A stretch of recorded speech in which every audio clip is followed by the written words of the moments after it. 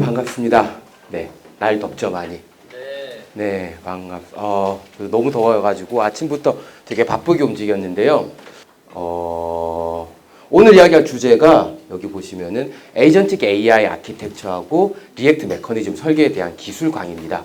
물론 제가 전달받기로 여기서는 단순히 그냥 기술 개발에 대한 부분이 아니라 이 내용을 바탕으로 해서 비즈니스적인 오퍼튜니티 혹은 이니셔티브를 만들기 위해서 준비하고 계신 분들이라고 들었는데 맞으시나요? 네, 그러면은 가장 먼저 질문을 드려야 될 게 이겁니다. 제가 보통 강의를 시작할 때 빠지지 않고 해야 되는 게 있거든요. 어디까지 알고 계시고 어떤 기대를 가지고 계시고 그 다음에 어떤 이야기를 해야 될 것인가. 거기에 따라서 준비해 낸 내용은 이거지만 내용의 포커스가 싹 바뀔 수도 있어요. 그래서 먼저 좀 질문을 드려보겠습니다. AI로 현재 지금 개발을 하고 계신 분들 한번 손 들어보실까요? 나는 AI 개발자다. 요즘 와서는 개발자라는 말을 쓰기는 어렵지만 한번 손 들어주세요. 몇 분 정도 되실까요? 네, 좋습니다. 그 정도 되시고요. LLM 그리고 AI 워크플로우 그리고 AI 에이전트, 에이전틱 AI 이 네 가지 개념을 설명을 구분해서 말할 수 있다. 한번 손 들어 보시겠어요? 다행입니다. 제가 할 얘기가 있어요. 네. 천만다행입니다. 이걸 이미 다 알고 있으면은 오늘 이야기 해야 될 게 한 2분의 1 정도로 줄어들거든요. 그래서요. 네. 지금 가지고 계신 가장 큰 관심사가 뭔지 혹시 손을 들고 말해 주실 분 있으신가요? 없겠죠. 낯서니까. 좋습니다. 점심들은 드셨어요? 그러면은 대충 다 오신 것 같으니까 시작해 보도록 하겠습니다. 저는 이름은 이재은이고요. 하고 있는 롤은 시니어 딜리버리 컨설턴트. 그러니까 보통은 엔터프라이즈나 대규모 시스템에서 어떤 식으로 아키텍처를 설계해야 되고 어떤 식으로 여러 가지 문제가 있을 수 있어요. 그리고 문제들을 어떻게 해결해야 되는지에 대한 해법을 찾아주는 컨설팅 역할을 하고 있는 엔지니어입니다. 그래서 또 다른 롤은 시니어 역할을 맡고 있는 애플리케이션 아키텍트예요. 여러분들 요즘 LLM이다 아니면 AI 에이전트다 해가지고 굉장히 많은 이야기를 들으면서 나오는 단어들 중에 하나가 아마 아키텍처일 텐데요. 그 아키텍처를 설계하는 일을 본업으로 하고 있고 그 아키텍처를 기반으로 필요한 답을 찾아주는 컨설팅 일을 하고 있는 게 두 번째입니다. 이게 제 롤이고요. 오늘 첫 번째로 드릴 이야기는 이겁니다. 뭐냐면 제너레이티브 AI, 너무너무 여러분들이 관심 있고 많이 듣고 있는 이야기일 텐데요. 생성형 AI라고 부르는 제너레이티브 AI. 이 AI는 최근 몇 년 사이에 굉장히 빠르게 진화를 했어요. 저도 따라가기 힘들 정도로 개념도 발전하고 있고 쑥쑥 성장을 하고 있거든요. 그 성장하는 진화 단계에 따라서 제가 오늘 첫 번째로 LLM에 대해서 그리고 AI 워크플로우에 대해서 그리고 여러분들이 이제 AI를 이용한 여러 가지 기회를 찾는다면 아마 꼭 알아야 될 에이전틱 AI에 대해서 그리고 AI 에이전트에 대해서 이야기를 해드리려고 합니다. 혹시 카메라가 제가 여기서 왔다 갔다 하면은 어느 정도까지 왔다 갔다 해도 될까요? 예, 알겠습니다. 네. 그렇습니다. 그래서 여러분들 이 개념에 대해서 첫 번째로 앞 시간에서는 설명을 드릴 거예요. 자, 봅시다. 첫 번째로 설명해 드릴 거는 여러분들 이 이야기를 다시 처음부터 해야 되나 싶은 개념일 LLM이에요. 그쪽에서 잘 안 보이시죠? 이쪽으로 갈까요, 제가? 네. 그러면은, 되겠네요. 첫 번째, 그쪽에 계시는 분들 잘 보이시죠? 오케이, 좋습니다. LLM. 엄청나게 많이 들어서 굳이 설명할 필요가 없겠지만 한번 설명을 해보죠. LLM은 여러분들 알고 계신 것처럼 라지 랭귀지 모델, 대규모 거대 언어 모델이라고 해서 기본적으로 우리가 제너레이티브 AI를 가지고서 여러 가지 서비스를 시작하게 되는 그 단초가 되는 모델입니다.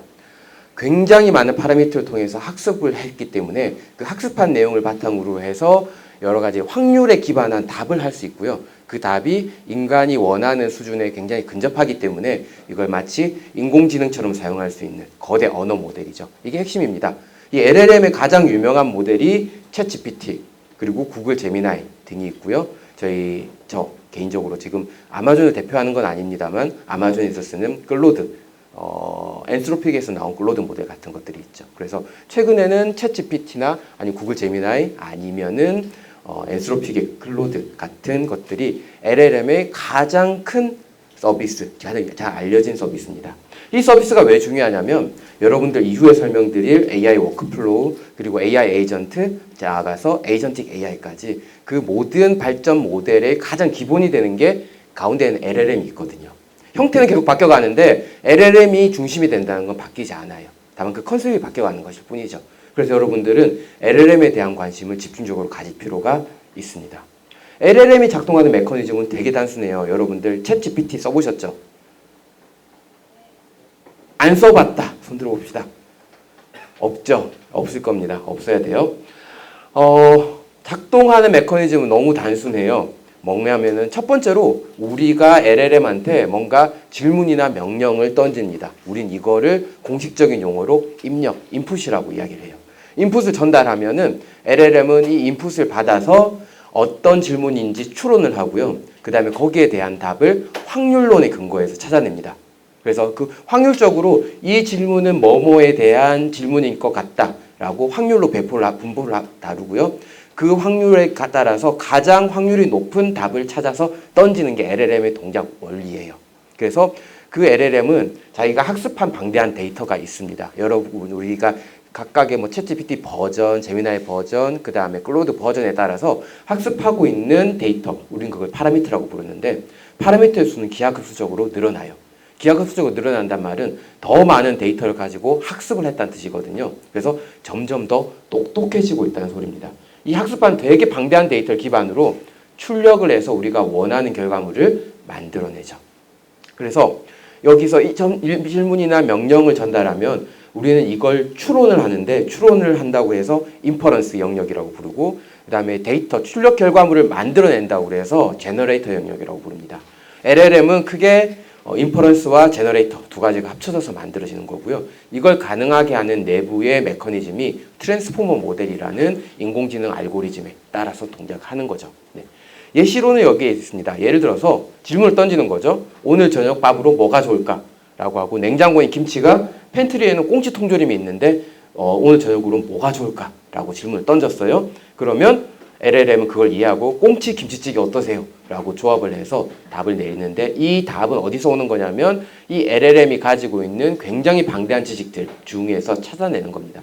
그러니까 이 LLM이 예를 들면 여러 가지 레시피에 대한 정보도 가지고 있을 수 있고요. 그 다음에 사람들의 일상 대화나 블로그 내용 혹은 또 다른 내용들을 가지고 학습해 있을 수도 있거든요.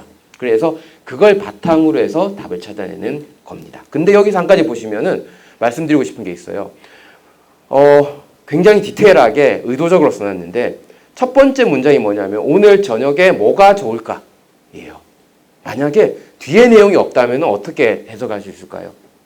뜬금없이 제가 여러분한테 앞에 계시니까 오늘 저녁에 뭐가 좋을까요? 라고 하면은 어떤 질문들이 연상이 되세요? 그렇죠. 뭐 오늘 저녁에 영화를 볼 건데 넷플릭스를 볼 건데 뭘 볼 거냐도 좋고 퇴근하고 나서 무슨 일을 할 거냐라고 질문하는 걸 수도 있고요. 그 다음에 집에서는 밥으로 저녁 식사를 뭘 할 거냐가 될 수도 있고 그 다음에 혹시나 뭐 밖에서 밥을 사 먹는다 그러면 어느 식당에 갈까? 그런 것도 될 수가 있겠죠. 굉장히 첫 번째 질문을 보면은 모호합니다.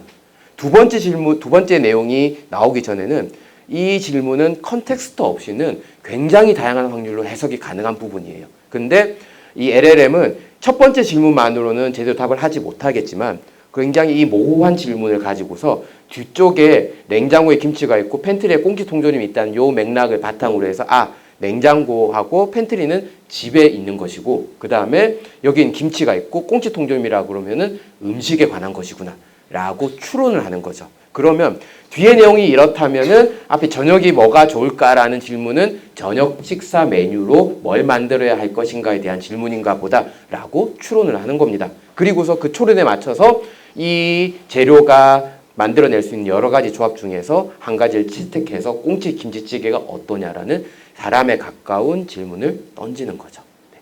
이게 사실 여러분들이 인간이 자라면서 언어를 배울 때 쓰는 조건부 확률 여러분들 들어보셨죠? 나이브 베이지안 정리라는 수학적 확률에 의해서 통계 계산을 하는 그 확률에 근거해서 만들어지는 통계 계산법입니다. 인간들도 자기가 인지하지 못하지만 이 확률에 근거해서 답을 하게끔 되어 있어요. 제가 여러분들한테 똑같이 이 질문을 던졌을 때 여러분들도 서로 다른 답을 해 놓을 수 있잖아요. 컨텍스트가 없다면. 그쵸? 근데 뒤쪽의 내용을 바탕으로 해서 이런 질문이라면은 이 앞에 질문의 의미는 이런 것이겠구나라고 확률적으로 계산하는 거죠. 그게 조건부 확률에 근거한 베이지안 정리에 따라서 나오는 답들입니다. 그 통계의 사고 메커니즘을 LLM은 그대로 따라하는 거죠. 그래서 LLM이 하는 일은 단순합니다. 다시 정리하면 우리가 질문이나 명령을 통해서 인풋을 전달하면 학습한 데이터를 기반으로 확률에 근거해서 출력하는 거죠. 이게 LLM이 하는 역할입니다. 몇 년 전에 LLM 처음에 챗GPT가 런칭되고 나서 굉장히 많이 홍이 왔었죠. 답을 잘하니까. 자, 근데 LLM은 금방 한계를 드러냈어요. 답을 잘하긴 하는데 LLM이 가지는 한계는 크게 두 가지입니다. 첫 번째는 제한된 지식이에요. LLM이 아무리 엄청나게 많은 모델이 발전을 해서 점점 더 똑똑해진다고 하더라도 접근할 수 없는 부분이 두 가지가 있습니다. 첫 번째, 개인정보예요. 우리가 퍼스널 컨텍스트라고 부르는 건데요. 퍼스널 컨텍스트, 개인정보는 LLM이 접근할 수가 없습니다. 내 구글 캘린더에 나의 일정이 어떻게 되는지 알 수 없고요. 그 다음에 내 이메일을 뒤져가지고 내가 오늘이나 다음 주에 여행 가야 될 비행기 티켓이나 호텔의 숙소명 같은 것들은 찾아낼 수 없어요. 개인정보이기 때문에 접근할 수 없습니다. 그래서 그런 부분에 대해서 제한된 지식이 있는 거고요. 그 다음에 회사 내에 보면은 컨피덴셜한 정보들이 있어요. 인증을 거쳐야 되고 회사 내 보안망에서만 접근할 수 있는 굉장히 중요한 정보들이 있거든요. 이 정보들은 LLM이 학습을 할 수가 없습니다. 학습 데이터로 쓸 수가 없어요. 그러다 보니까 결국에는 인증이 필요한 데이터들에 대해서는 이 LLM은 절대 학습을 할 수 없는 한계를 가져요. 이게 첫 번째 LLM의 한계입니다. 그래서 만약에 LLM한테 내일 내 구글 캘린더에 무슨 약속이 잡혀있니? 라고 질문을 하면 LLM은 답을 못합니다. 네. 그래서 LLM 대신에 여러분들 애플에서 보면 애플 인텔리전스라고 또 다른 AI 서비스를 내놨어요. 그렇죠? 애플 인텔리전스는 SLM입니다. 라지 랭귀지 모델이 아니라 스몰 랭귀지 모델이거든요. SLM이라는 애플 인텔리전스가 할 수 있는 역할이 딱 하나가 있는데 개인정보에 접근할 수 있어요. 그건 서버를 쓰지 않고 디바이스에 설치되는 AI이기 때문에 이 핸드폰 기기 안에 있는 정보를 긁어다가 개인정보를 바탕으로 해서 뭔가 추론하고 제안해주는 일을 할 수 있죠. 그래서 애플에서 애플 인텔리전스라고 해서 내놓는 AI의 강점은 바로 퍼스널 컨텍스트를 활용할 수 있다는 겁니다. 그거는 SLM, 온디바이스 AI이기 때문에 가능한 거고요. 라지 랭귀지 모델, 거대 서버를 통해서 학습해야 되는 LLM에서는 쓸 수 없는 한계예요. 그래서 이 LLM의 한계로는 두 가지, 개인정보나 회사 내 기밀정보를 절대 쓸 수 없다라는 문제가 있는 겁니다. 두 번째, 수동적이에요. 이 아이가 아무리 똑똑해지더라도 가만히 있는데 얘가 추천해주지 않아요. 오늘 날씨에서는 눈 예보가 있는데 차량을 운영하는 대신에 대중교통을 타기를 추천합니다. 라고 스스로 말해주지 않습니다. 네. 그래서 인간이나 여러분들이 가지는 여러 가지 AI 서비스들 보면은 근데 대중교통 이 눈 같은 예보를 보고서 뭔가 알려주는 서비스들 있죠. 그건 LLM 자체가 동작하는 게 아니고요. 여기 보시는 것처럼 사람이, 휴먼이 혹은 API가 이 LLM을 호출을 해서 동작하도록 해요. 그게 숨어 있는 겁니다. 뒤에서 나올 AI 워크플로우에 의해서 동작을 하는 거죠. LLM 자체는 이 두 가지의 한계가 있습니다. 수동적이고요. 그 다음에 지식 학습할 수 있는 범위에 제한이 있어요. 그래서 결국 LLM의 한계는 여기 있습니다. 아는 건 되게 많아요. 똑똑한 신입사원이라고 표현을 하는데 아는 건 되게 많은 신입사원인데 개인정보는 학습을 할 수 없고요. 그다음에 시켜야만 한다는 한계죠. 여러분들 회사에서 누군가 신입사원을 뽑으면 아주 똑똑하지만 알아서 스스로 못할 거고요. 회사 내 정보에 대해서 아는 게 없으니까 뭔가 회사의 정보에 기반해서 답을 하는 행위도 못할 겁니다. 딱 그거라고 생각하시면 돼요. 그래서 그게 LLM의 한계입니다. 그래서 이 LLM을 더 잘 쓰고 싶은데 여기까지밖에 할 수 없다 보니까 이런 문제들을 해결하기 위해서 나온 게 두 번째가 AI 워크플로우입니다. 그래서 AI 워크플로우는 일반적으로 LLM의 2세대 진화, 제너레이티브 AI의 2세대라고 표현을 하는데요. AI 워크플로우는 방금 설명드린 LLM의 한계에서 출발을 해요. 무엇이냐? LLM은 기본적으로 개인정보, 퍼스널 컨텍스트에 접근할 수 없죠. 그리고 인증을 거쳐야 되는 기밀 정보도 학습할 수 없죠. 그리고 능동적인 트리거를 지원하지도 못해서 스스로 동작할 수도 없다는 한계가 있다 보니까 이 한계를 해결하기 위해서 그렇다면은 LLM한테 일하는 순서나 작업 지침을 미리 정의해 두자. 그래가지고 그 작업 순서, 워크플로우에 따라서 일을 하게 만들면은 뭔가 될 것이다 라고 생각을 해서 접근을 하는 게 바로 AI 워크플로우인 거죠.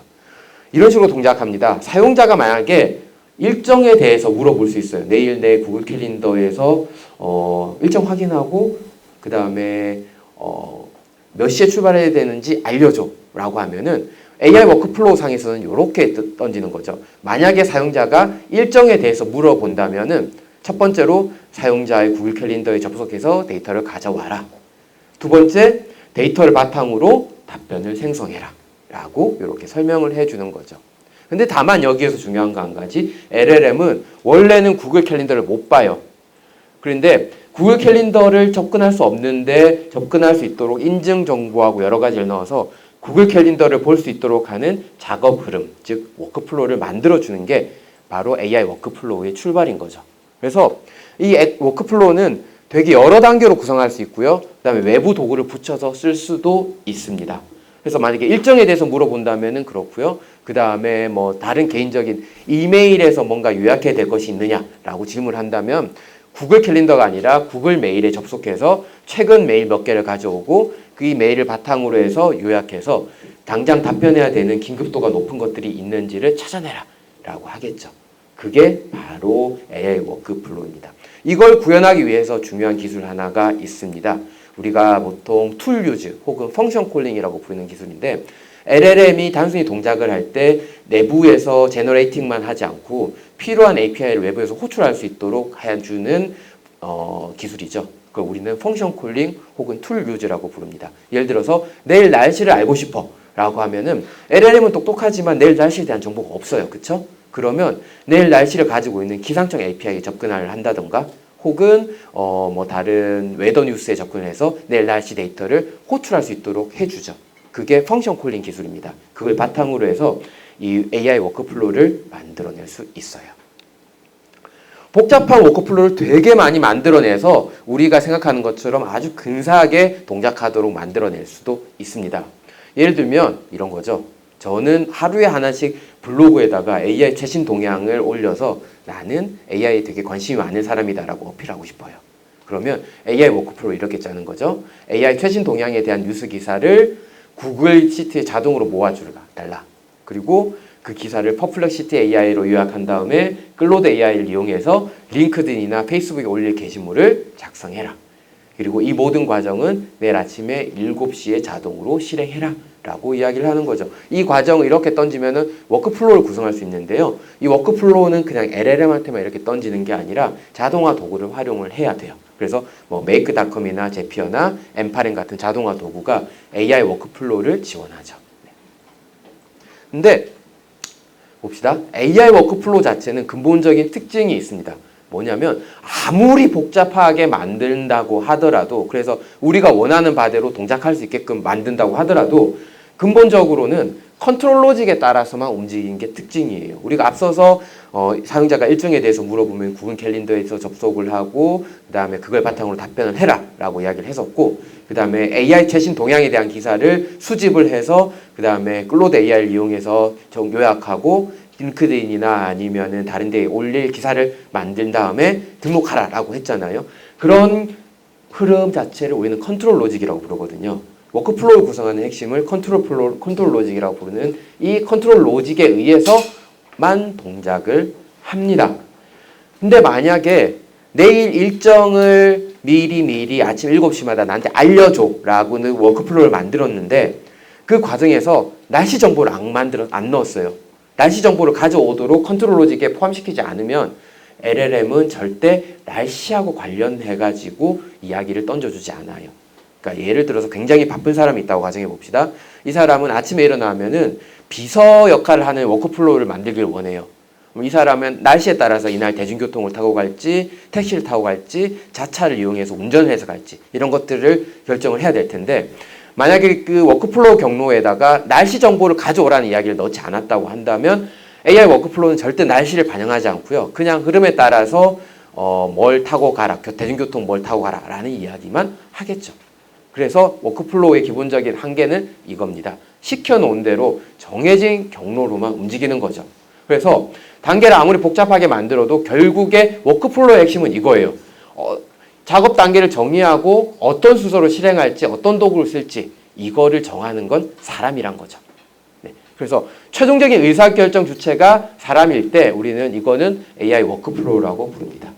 동작 방식만 보면은 뒤에서 설명할 AI 에이전트하고 굉장히 비슷하거든요. 근데 AI 워크플로우의 근본적인 핵심은 의사결정 주체, 그러니까 작업 단계를 정의하거나 도구를 쓰는 거나 아니면은 플로우를 설계하는 그 주체가 사람일 때는 워크플로우란 거죠.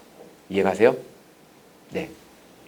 그래서 예를 들어서 만약에 워크플로우가 논문을 분석해서 요약을 하도록 만들었다고 한다면 근데 만들었는데 논문 요약 분석의 퀄리티가 별로 안 좋아요.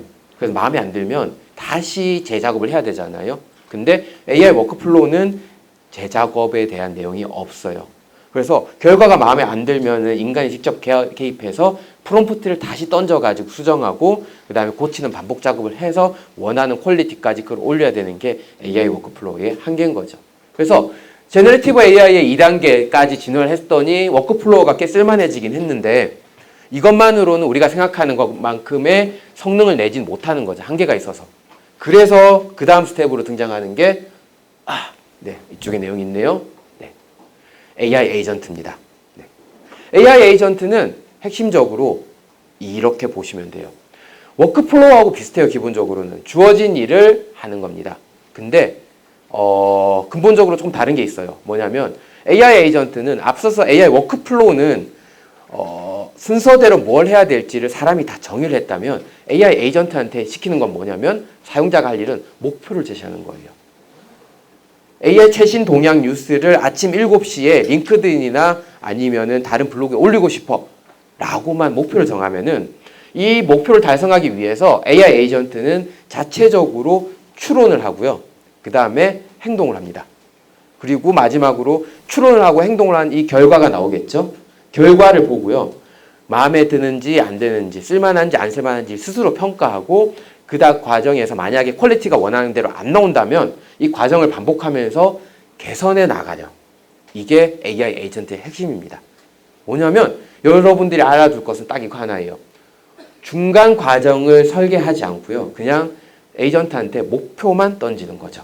그러면은 이 목표를 이루기 위해서 해야 될 일을 위해서 추론을 하고요. 이 목표, 사람이 처음에 던진 목표가 있겠죠. 그러면은 이 목표가 뭘 의미하는지 추론을 할 거고요. 그 다음에 이 목표를 달성하기 위해서 해야 될 일은 뭔지 태스크를 뽑아내고요. 그 태스크에 따라서 행동을 합니다. 행동을 할 때는 API를 호출할 건지 아니면 다른 툴을 쓸 건지 이런 것들을 결정을 하죠.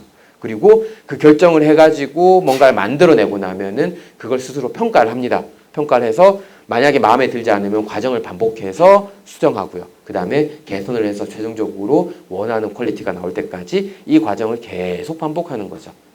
이게 바로 AI 에이전트의 핵심입니다. 그래서 AI 에이전트 이야기를 할 때 가장 중요한 건 이거예요. 단순히 시키는 대로 하는 시스템 혹은 모듈 아니면 소프트웨어가 아니라 목표 달성을 위해서 자기 스스로 생각하고 행동하는 지능형 협력자라고 봐주셔야 돼요. 이게 어떻게 가능하느냐에 대해서 좀 이따가 설명을 드릴 겁니다. 네. 방금 설명드린 내용이 이거예요. 첫 번째로 AI 에이전트는 스스로 뭔가 목표가 주어지면 추론을 한다고 했죠. 그래서 추론은 표현하자면 리즈닝입니다. 그래서 리즈닝이고요. 두 번째로 추론을 하고 나면은 행동을 한다고 그랬죠. 그래서 액팅입니다. 여러분들 나중에 좀 다루겠지만 그래서 추론하고 행동하는 이 패턴의 메커니즘을 가리켜서 우리가 뭐라고 부르냐면은 리액트라고 불러요. 리액트 프레임워크 들어보셨나요? 그 프론트엔드를 만들 때 쓰는 리액트 말고요. AI 에이전트를 만들 때 쓰는 리액트 메커니즘, 리액트 프레임워크가 있습니다. 그 프레임워크의 동작 원리가 추론과 행동에서 나온 이거죠. 리액트. 합해서 리액트가 되는 겁니다. 여기서 말하는 추론은 이거예요. 목표를 달성하기 위해서 최적의 접근 방식이 무엇인가를 스스로 생각해내는 거죠. 그리고 계획을 하는 겁니다. 아까 나왔던 뉴스레터 작성 목표를 다시 가봅시다. 뉴스레터. AI 워크플로우에서는 그냥 순서를 다 지정해서 일일이 다 시켜줘야 했다면은 AI 에이전트는 좀 더 똑똑해지는 거죠. 그냥 목표만 줘서 최신 AI 기사를 모아서 요약하고 주간 뉴스를 작성해서 발송해줘 라고 하면요. AI 에이전트는 첫 번째로 이렇게 생각을 합니다. 뉴스 기사를 모으는 가장 효과적인 방법은 무엇인가? 그래서 스스로 생각하고 첫 번째로 일반적으로 가장 알려진 구글 검색을 해서 하나씩 복사 붙여넣기를 하면 되나? 라고 생각하고 그 다음에 이걸 다시 추론한 다음에 그건 너무 비효율적이다 라고 생각을 하죠. 그리고 그 대신 차라리 뉴스 API를 활용하거나 아니면 특정 뉴스 웹사이트에서 정기적으로 크롤링해서 링크만 수집하는 게 낫겠다. 그러면은 AI를 활용할까 아니면 웹사이트를 크롤링할까 이 두 가지 중에서 본인이 결정을 하죠. 이렇게 해가지고 추론을 해냅니다. 추론해서 원하는 가장 이상적인 접근 방식이 나왔다고 한다면 그 다음에 하는 게 바로 행동이죠. 이거는 그냥 계획을 세우는 거예요. 그래서 이 목표에 대해서 할 일이 정해졌다면 그걸 실제로 하는 게 행동, 액팅 쪽입니다. 그래서 AI 에이전트는 여기서 세운 계획을 실행시키기 위해서 액팅에서 필요한 도구를 씁니다. 우리는 그거를 툴링이라고 그러는데요. 도구를 사용해서 작업을 수행해요. 그래서 뉴스레터 예시면은 여기서 나온 여러 가지가 있었죠. 구글 뉴스 API를 쓰거나 아니면 특정 뉴스 앱 사이트를 크롤링하거나 둘 중에 하나가 필요한데 이 중에서 구글 뉴스 API를 이용해서 수집하자라고 도구를 하고요. 그 다음에 요약은 무엇으로 할 것인가 고민하다가 요약을 가장 잘하는 고성능 LLM 모델, 타이탄 같은 것들을 이용해서 사용을 하자라고 하고요. 네. 발송 같은 경우는 샌드그리드 API를 쓰자. 이렇게 해가지고 뉴스레이트를 발송하면 되겠다라는 도구들을 스스로 결정해요. 필요에 따라서는 MS 워드 형식 대신에 구글 시트를 사용하는 게 맞다고 판단하고 거기에다가 데이터를 저장하고 모을 수도 있겠고요. 당연히 그러다 보니까 구글 뉴스 API 같은 건 퍼블릭으로 열려 있으니 상관없겠지만 샌드그리드 API나 이런 것들을 쓰려면은 인증 정보도 들어가 있어야 됩니다. 그렇죠? 그래서 인증 정보도 있어야 되고 그 다음에 뉴스 API를 이용해서 수집을 하려면은 웹 서핑이 가능해야 되기 때문에 에이전트는 그에 관한 권한을 받아서 행동을 하는 경우가 많아요. 그래서 이런 식으로 도구를 선택해서 직접 행동을 하는 게 에이전트. 그리고 세 번째는 이겁니다. 세 번째가 가장 어떻게 보면 중요하다고 볼 수 있는데요. 반복이에요. 뭔가 크롤링을 했거나 뉴스 API를 가지고 검색을 했어요. 그러면 검색을 했다 친다면 그 결과가 뉴스 API가 웹사이트를 크롤링하는 것보다 좋을 수도 있고 나쁠 수도 있죠. 그러면은 그 결과를 가지고서 중간 결과를 스스로 관찰을 해요.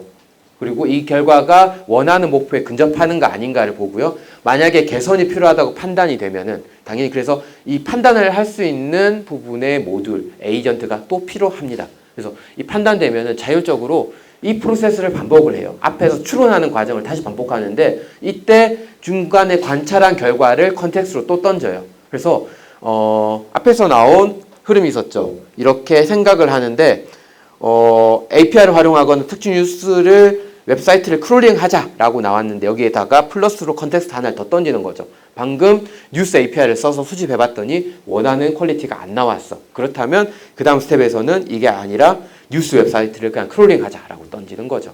그래서 관찰을 해서 개선이 필요하다고 판단된 경우에 프로세스를 반복해서 수정을 하는 거지. 그래서 결국에는 원하는 퀄리티까지 계속 업그레이드 시켜나가는 게 에이전트의 핵심입니다. 그래서 다른 LLM, 예를 들면 아까 요약을 하는 거를 타이탄을 시켰죠. 그러면 평가를 하는 LLM은 이번에는 제미나를 쓴다든가 O3를 쓴다든가 혹은 다른 모델을 쓴다든가 그런 LLM을 써가지고 문장을 다듬는 과정을 수행을 별도로 하는 거죠. 그래서 LLM 어떤 엔진을 쓸 것인가를 결정을 하기도 하고요. 이 에이전트가 만족할 만한 퀄리티가 나올 때까지 이 과정을 계속 반복을 합니다. 그러다 보니까 이런 동일한 작업을 사람이 판단해서 별론데 라고 판단하기 전에 이미 스스로 수행을 하는 거죠. 물론 사람이 원하는 퀄리티는 그보다 더 높을 수 있어요. 그래서 사람이 개입해야 되는 경우도 있지만 기본적으로 LLM이 만들어내는 퀄리티보다 훨씬 더 높게 나올 수 있도록 LLM이 스스로 반복을 해가면서 이 퀄리티에 대한 업그레이드 작업을 하는 게 여기서 가지는 AI 에이전트의 핵심입니다. 자, 여기까지 잠깐 설명드렸는데요. 혹시 여기까지 해서 궁금하신 내용이 있으시면 이따가 이후에 질문을 받도록 할 테니까 잠깐 킵해 두시고요. 계속 봅시다. AI 에이전트의 동작 시나리오입니다. AI 에이전트는 예를 들어서 잘 이해했다. 에이전트가 어떤 식으로 동작하는지 한번 봅시다. 여러분들 요즘 나오는 AI 서비스에는 이런 것들 많이 던질 거예요. 여행 플랜 짜달라고 하거나 아니면 예약하는 시스템 같은 것들. 이런 질문을 던졌다고 해봅시다. 돈이 많아요. 400만 원 예산 내에서 추석 피크타임이죠. 10월 첫 주에 출발해서 10월 14일까지 대략 한 2주 정도를 펑펑 놀고 오는 이 일정으로 귀국하는 일정으로 태국에 가고자 해요. 그래서 태국에 가는 항공편하고 숙소, 교통편을 예약해달라라고 하는 겁니다. 이때 항공편, 숙소, 교통편 여러 가지 레벨이 있을 수 있으니까 앞에서 400만 원 예산이라는 걸 달아놨겠죠. 그러면 예를 들어서 AI 에이전트한테 이 목표를 던지면 이건 그냥 목표입니다. 어떻게 중간에서 어떤 순서로 뭘 하라고 구체적으로 지정하지 않아요. 그냥 목표인 거죠. 그러면 보통 사람, 똑똑한 신입사원한테 이런 것들을 하라고 일을 시키면 어떻게 할까요? 제일 처음에 일단 순서대로 보겠죠. 항공편이 제일 중요하니까 항공편으로 해서 10월 첫 주에 출발하는 항공편을 찾고요. 그 항공편이 10월 14일에 귀국하는 일정으로 하면은 여러 가지 항공편이 나오겠죠. 그 항공편 중에서 골라서 전체 400만 예산 중에서 어느 정도 쓸 수 있는지를 대략 책정하고 그 다음에 항공사를 고를 겁니다. 그리고 그 항공사를 골라가지고 가장 적당한 항공편이라고 생각되는 것들을 킵해 둘 거고요. 그 다음에 두 번째로는 숙소를 잡겠죠. 세 번째로는 거기에 따라서 이제 숙소 근처에서 교통편을 예약하겠죠. 자, 이것까지만 생각을 하면은 굉장히 고등한 사고 과정이 필요합니다. 첫 번째로 뭐냐면 항공편은 되게 많아요. 그쵸? 뭐 대한항공도 있고 제주항공도 있고 에어프리미어도 있고 등급에 따라서 여러 가지 항공편도 있고 천차만별입니다. 그 항공편 중에서 어떤 걸 골라야 가장 적절한가 판단하는 과정이 필요하고요. 항공편의 비용을 얼마만큼 태울 것인가를 결정하는 과정도 필요해요. 숙소나 교통편이 얼마일지 모르는 상태에서 적당히 400만 원 예산 중에서 얼마만큼 써야 될지 판단하는 과정이 필요하죠. 그 다음에 항공편을 골랐으면 숙소를 예약을 해야 되는데 아마도 똑똑한 신입사원이라면 숙소를 예약할 때 공항에서 동선을 고려해서 숙소를 예약할 겁니다. 그렇죠? 예를 들면은 태국 방콕 공항인데 뭐 저기 아래쪽에 있는 푸켓에 있는 숙소를 예약하면 안 되는 거죠. 네. 그런 식으로 해서 숙소는 가급적 항공편에 있는 공항 근처 최소한 2-3시간 이내에 도달할 수 있는 곳으로 잡아야겠죠. 그런 것들을 생각을 해야 될 거고요. 그 다음에 이 숙소에 대한 퀄리티도 비용을 고려해가지고 결정을 할 겁니다. 그렇죠? 그러기 위해서 뭔가 항공편 숙소에 대한 리뷰도 볼 거고요. 숙소에 대한 접근성이나 여러 가지 서비스도 판단을 하겠죠. 마지막으로 교통편도 예약을 해야 되는데 이 교통편도 어렵습니다. 항공편이 예를 들어서 3시에 도착이다. 그러면 센스 있는 신입사원이라면 교통편은 몇 시쯤 예약을 해야 될까요? 공항에서 수속하고 나오는 시간이니까 4시쯤 예약해야겠죠. 그것까지를 생각을 해서 교통편에 대한 시간을 알맞게 맞춰야 될 겁니다. 그렇죠? 이런 여러 가지 사고 과정이 단순해 보이는 이 목표 안에 되게 여러 가지가 있어요. 이걸 신입사원이 하는 것처럼 AI 에이전트한테 시키면은 굉장히 높은 수준으로 이런 여러 가지 툴들이에요. 이런 툴들을 사용해서 이 목표를 달성하기 시작합니다. 저는 제일 처음에 항공편을 예약을 해야 되니까 뭐 인터파크라든지 스카이스캐너라든지 이런 항공편 예약 서비스 API를 호출할 거예요. 그래서 이 날짜에 가능한 항공편을 검색하고요. 그 다음에 리스트업을 하겠죠. 그 다음에 리스트업을 해서 비용이 얼마인지 그 다음에 장점과 단점이 뭔지 정의를 할 거고요.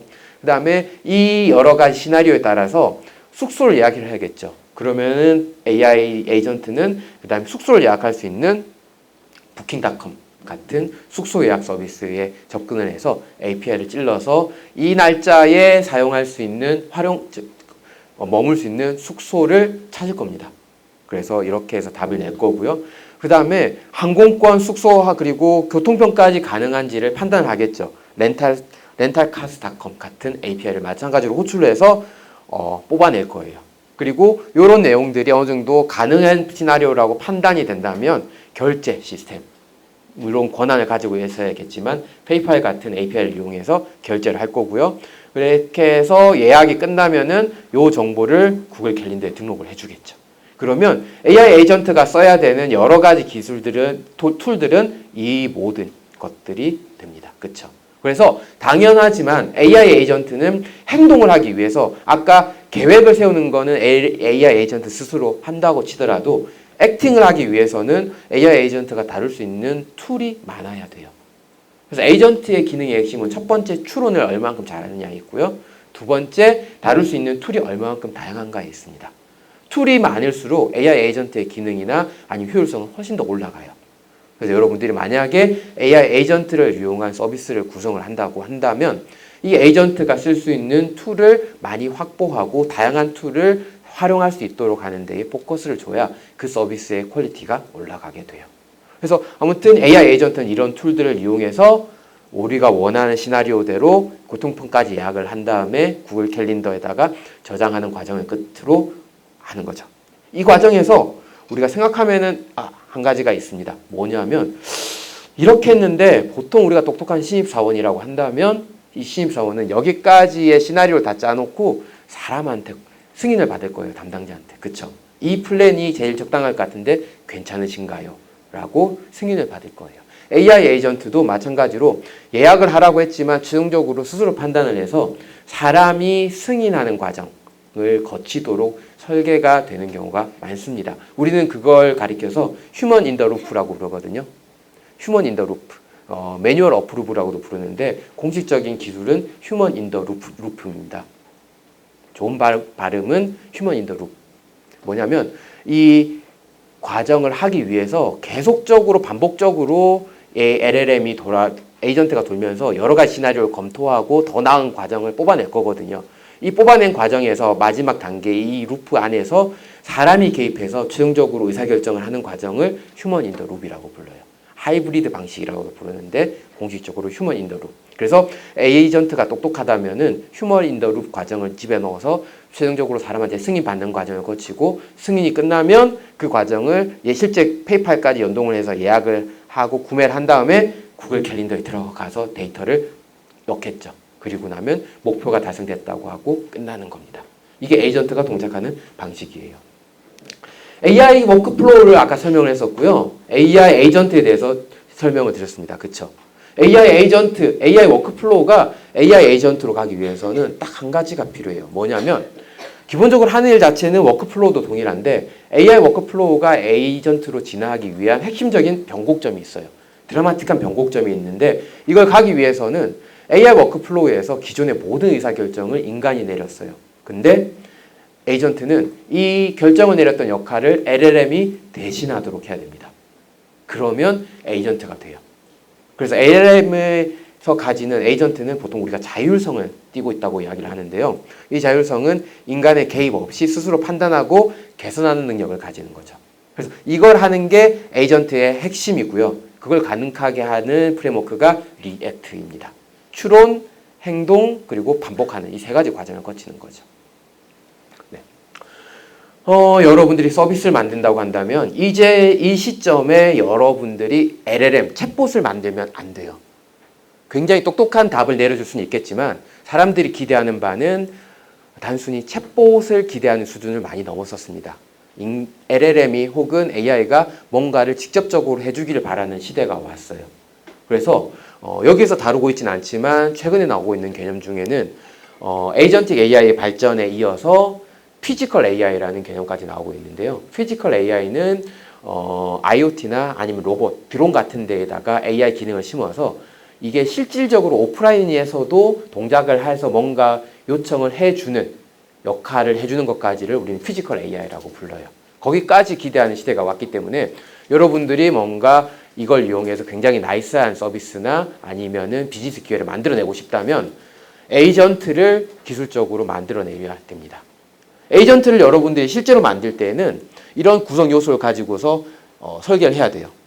보시면 가운데 에이전트가 있습니다. 여기서 이야기하는 에이전트는 가장 핵심이 되는 LLM이에요. 에이전트의 동작의 가장 가운데에는 LLM이 있고요. 이 LLM은 여기 보시는 것처럼 머리, 즉 두뇌에 해당합니다. 그래서 이 LLM은 추론하고 행동하는 그 모든 과정들을 다 거치도록 되어 있고요. 그다음에 이 LLM이 판단을 해서 세운 계획을 행동으로 옮겨줄 수 있게 하기 위해서 툴이 필요해요. 그래서 이 툴에는 목록 여러 가지가 있죠. 보통 우리가 API 형태로 이루어지는데 캘린더 같은 것들도 있고요. 그 다음에 칼큘레이터, 계산기도 있고요. 그 다음에 뭐 아까 400만 원 같은 범위 내에서 계획을 짜려면은 계산을 할 수 있어야겠죠. 그 다음에 뭐 코딩을 해야 될 때 코드 인터프리터 같은 것들도 있고요. 서치 같은 것들도 있습니다. 여러분들이 만약에 코딩 어시스턴트 같은 것들을 만든다면은 로컬에 있는 파일을 직접 읽어드려야 되기 때문에 FS 리드나 FS 파일 라이트 같은 그런 API도 필요하겠죠. 아무튼 그런 툴이 여기에 있는 게 필요합니다. 그래서 이 툴은 에이전트에서 보자면은 손에 해당해요, 일종의. 그리고 이 에이전트는 굉장히 여러 가지 과정을 거쳐가지고 동작을 하는데 이 과정에서 임시로 정보를 저장해야 될 때가 있어요, 상태를. 그때 우리는 그거를 메모리에다 저장을 해 놓는데 이 메모리 영역은 보면은 보통 에이전트에서는 숏텀 메모리가 있고 롱텀 메모리가 있습니다. 숏텀 메모리는 보통 우리가 스레드라고 부르는 간단한 대화 단위가 있어요. 그 대화 단위에서 발생하는 여러 가지 이야기들은 숏텀 메모리에 저장을 합니다. 그래서 단기 기억 영역이고요. 롱텀 메모리가 있어요. 이 롱텀 메모리는 장기 기억입니다. 요즘 보면은 오픈 API에서 나오는 챗GPT가 최근에는 모든 컨텍스트를 바탕으로 해서 답을 하기 시작했죠. 그럼 모든 컨텍스트 혹은 내가 질문했으면 내 질문을 통해서 알아낼 수 있는 나의 이름이나 나이나 직업이나 사는 지역이나 아니면 내가 쓰는 언어나 이런 내용들은 여기에 롱텀 메모리로 저장이 돼요. 주로 퍼스널 컨텍스트 같은 것들이죠. 개인이 LLM이나 에이전트가 직접적으로 수집하진 않았지만 던지는 질문을 통해서 추론할 수 있는 여러 가지 정보 같은 것들은 다 롱텀 메모리에 들어갑니다. 그래서 이런 식으로 구성이 되고요.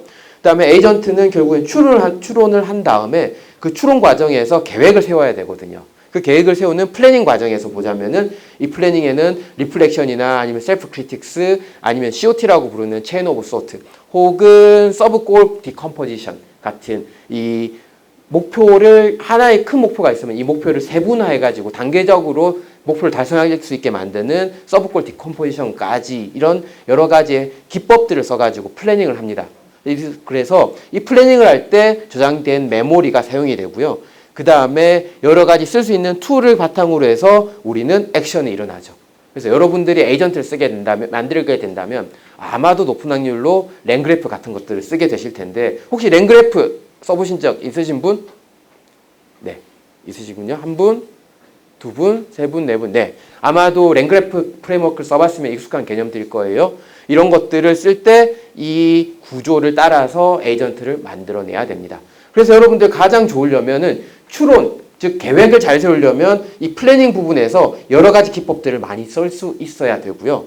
그 다음에 처리할 때 잘 동작을 하게 하려면은 숏텀 메모리나 롱텀 메모리가 잘 들어가야 되고요. 그 다음에 무엇보다도 액션을 잘 하게 하기 위해서는 툴, 여기 나오는 이런 다양한 툴들이 잘 활용이 될 수 있도록 리스트업이 되어야 합니다. 그래서 이런 툴들을 제공하고 컨텍스트를 제공하기 위해서 요즘 또 나오는 것들이 MCP 서버 같은 것들이죠. 네. 자, 툴의 여러 가지 종류들이 있습니다. 그래서 이런 종류들은 그냥 예시인데요.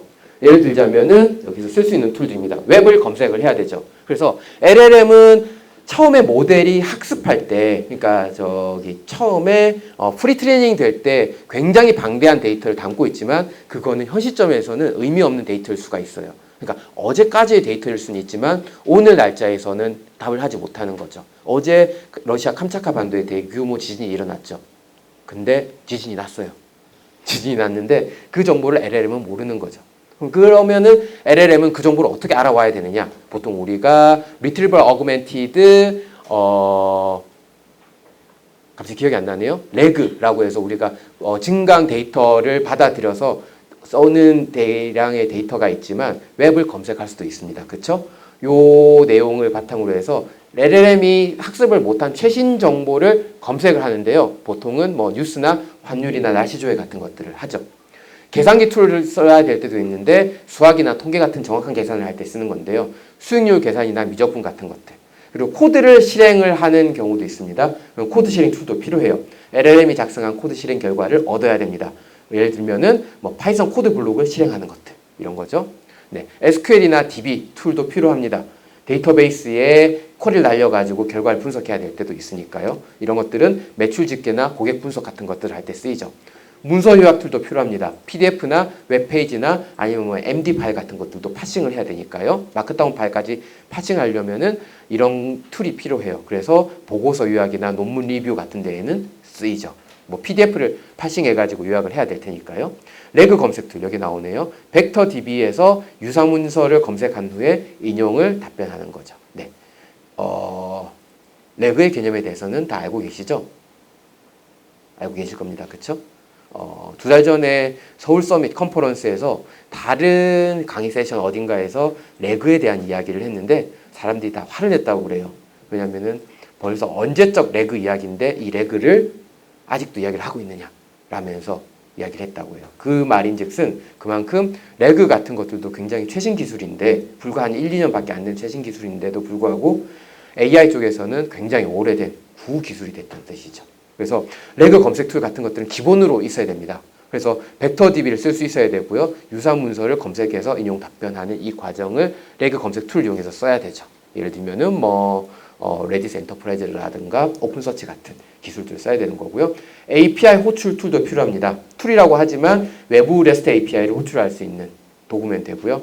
그러면 이걸 이용해서는 예약을 등록한다든가 조회를 한다든가 슬랙에 데이터를 쏜다든가 하는 일들이 벌어지는 거죠. 파일 변환 툴 있습니다. 엑셀이나 PDF 같은 것들을 변환하는 툴들이 필요한 거죠. 그래서 데이터 전처리 같은 것들도 해야 되고요. 그래서 텍스트 제너레이션만 기존에는 수행을 했는데 LLM이 단순히 텍스트만 만들어내고 그 다음에 이론적으로 글만 만들어 줬던 게 이전에 LLM이었다면은 지금은 계산도 하고 실시간 크롤링도 하고 정보 확인도 하고 외부 API를 호출하는 것까지 다 가능한 이 에이전트로 진화한다는 거죠. 자, 그러면 여기서 여러분 이제 LLM하고 에이전트의 차이는 이해가시나요? 좋습니다. 리액트는 아까 잠깐 이야기가 나왔지만 에이전트가 되게 스마트하게 도구를 다루기 위해서 쓰는 방법입니다. 여러분들 그냥 설명 앞에서 해드린 것만 들으면은 사실 에이전트가 어떻게 해서 스스로 판단하고 스스로 행동해가지고 원하는 퀄리티가 나오면 그걸 반복적으로 끌어올리는지 이해하기가 좀 힘드실 수 있어요. LLM에 대해서 잘 이해하면 할수록 이게 어떻게 스스로 동작한다는 거지? 하고 막 헷갈릴 수 있거든요. 그래서 그 스스로 동작하는 메커니즘을 가능케 하는 게 리액트 패턴인 건데 기존 LLM은 후련할 때 사용했던 데이터를 기반으로 의존해서 대답을 하다 보니까 실시간 정보나 복잡한 계산이나 외부 시스템하고의 연동이 아예 안 되는 문제가 있었어요. 그래서 보통 어떤 LLM 중에서 보면은 웹사이트 링크를 던지고 이 링크에 나오는 내용을 바탕으로 해서 답을 해줘 라고 하면은 저는 웹사이트를 볼 권한이 없어서 못 읽으니까 웹사이트 내용을 넣어주세요 라고 던지거든요. 그런 게 기존 LLM의 한계인 거죠. 근데 에이전트는 그런 권한을 받아서 직접 호출을 하는 과정까지 가는 거예요. 이걸 가능하게 하는 게 리액트입니다. 이건 사실 프레임워크라고 말하기 조금 애매한데 패턴이라고 보시면 돼요. 기술이라고 보셔도 되고요. 컨셉추얼한 내용이죠. 리액트 자체는 Reasoning and Acting in Language 모델이에요. 이거의 약자입니다. 앞에서 아까 말씀드렸죠. 그리고 act를 따가지고 리액트라고 부르는 거고요.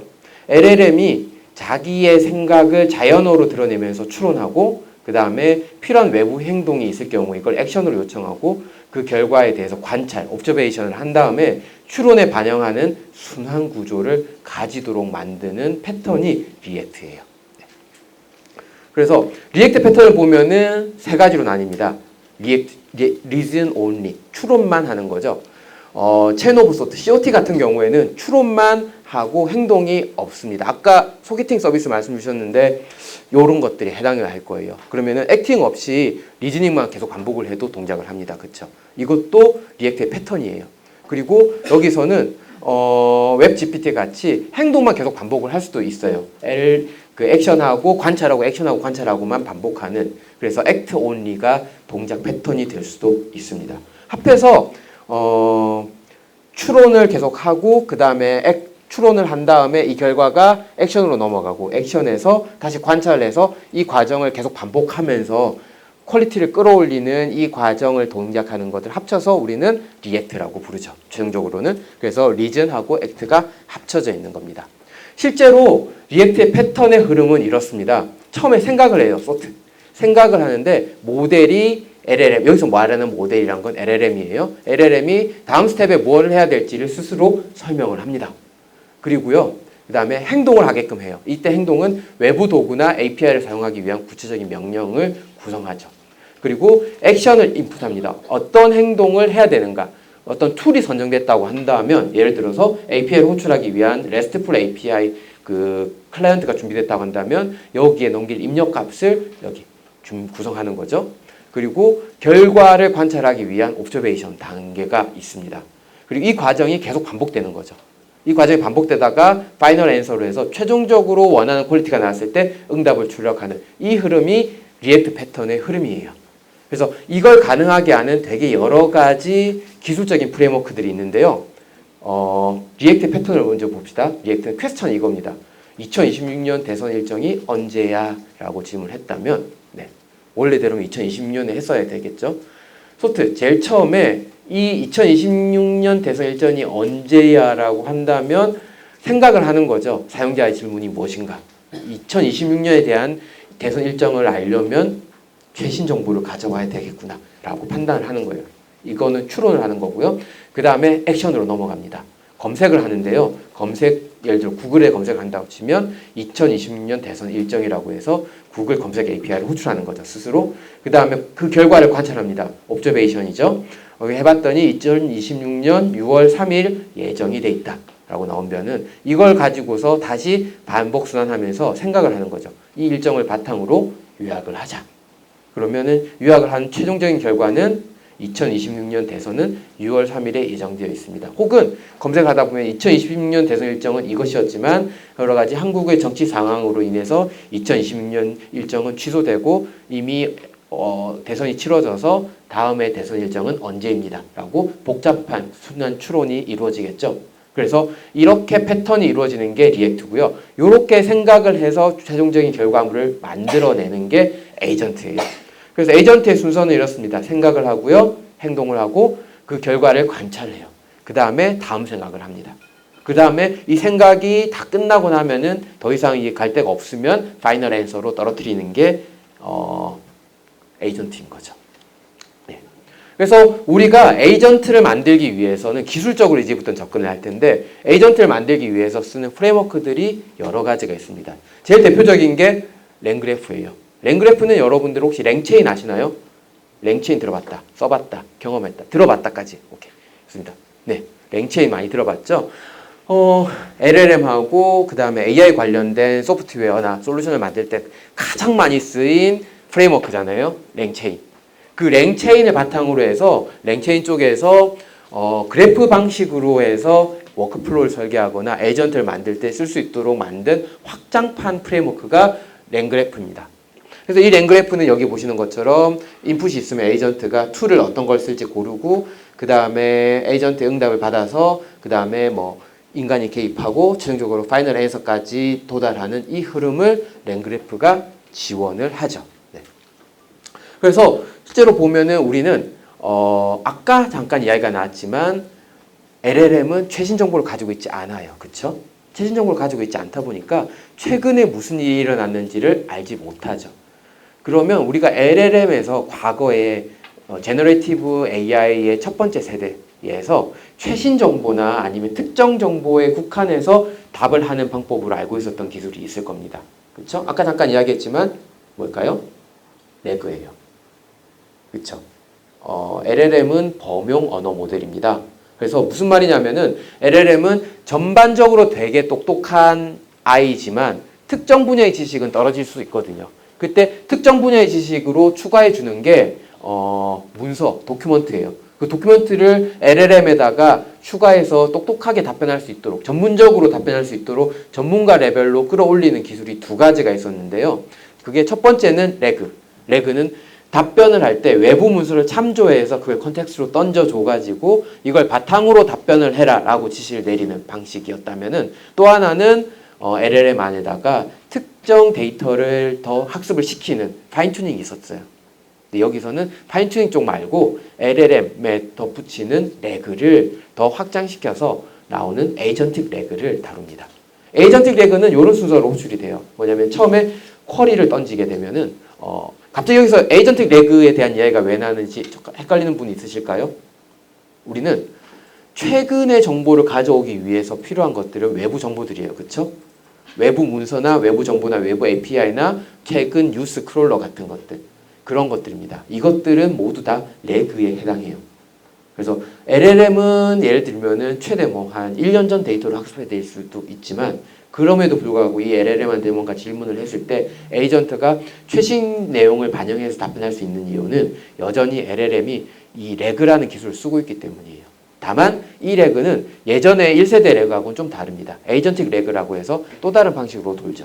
그래서 이 흐름이 여기에 있는데요. 적고 계신 분들 있죠. 아마 이거 끝나고 나면 아니면은 곧 자료 공유될 거니까요. 따로 적진 않으셔도 돼요. 그냥 설명만 들으세요.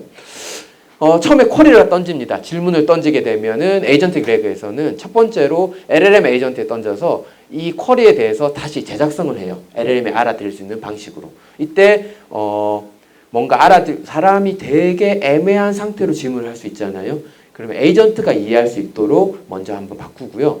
그 다음에 업데이트된 쿼리를 LLM 에이전트에 다시 던져요. 그러면 LLM은 이걸 듣고 추론을 할 때 더 필요한 게 무엇인가를 판단합니다.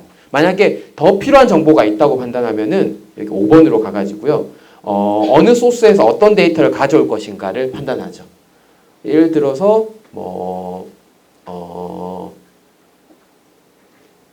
내일 비행 항공편 일정들을 알려달라라고 하면은 첫 번째로 스카이스캐너나 아니면 다른 항공 사이트를 들어가가지고 보겠죠. 그 다음에 여기서 필요한 정보가 더 있을 수도 있는 게 예를 들면 내일 날씨 정보. 눈이 오면은 항공편이 곤란할 수 있잖아요.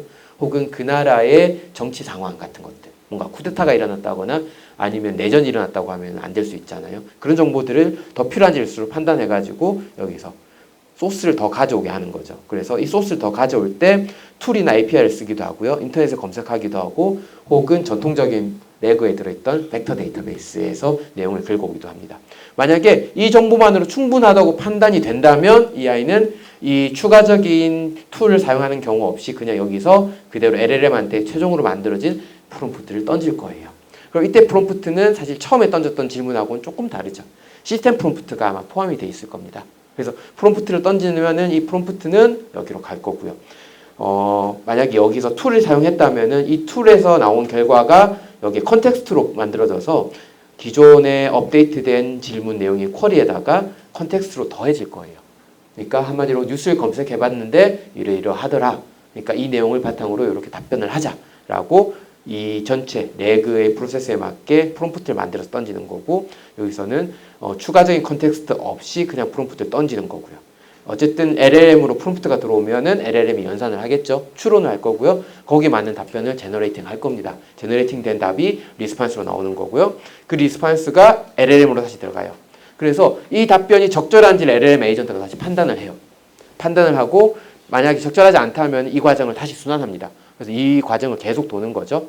만약에 적절하다고 한다면은 적절하다고 판단된다면 마지막 최종적인 파이널 리스판스를 던져가지고 끝내는 거예요. 아까 설명했던 내용이 이 도표 하나로 정리될 겁니다. 이해가시죠?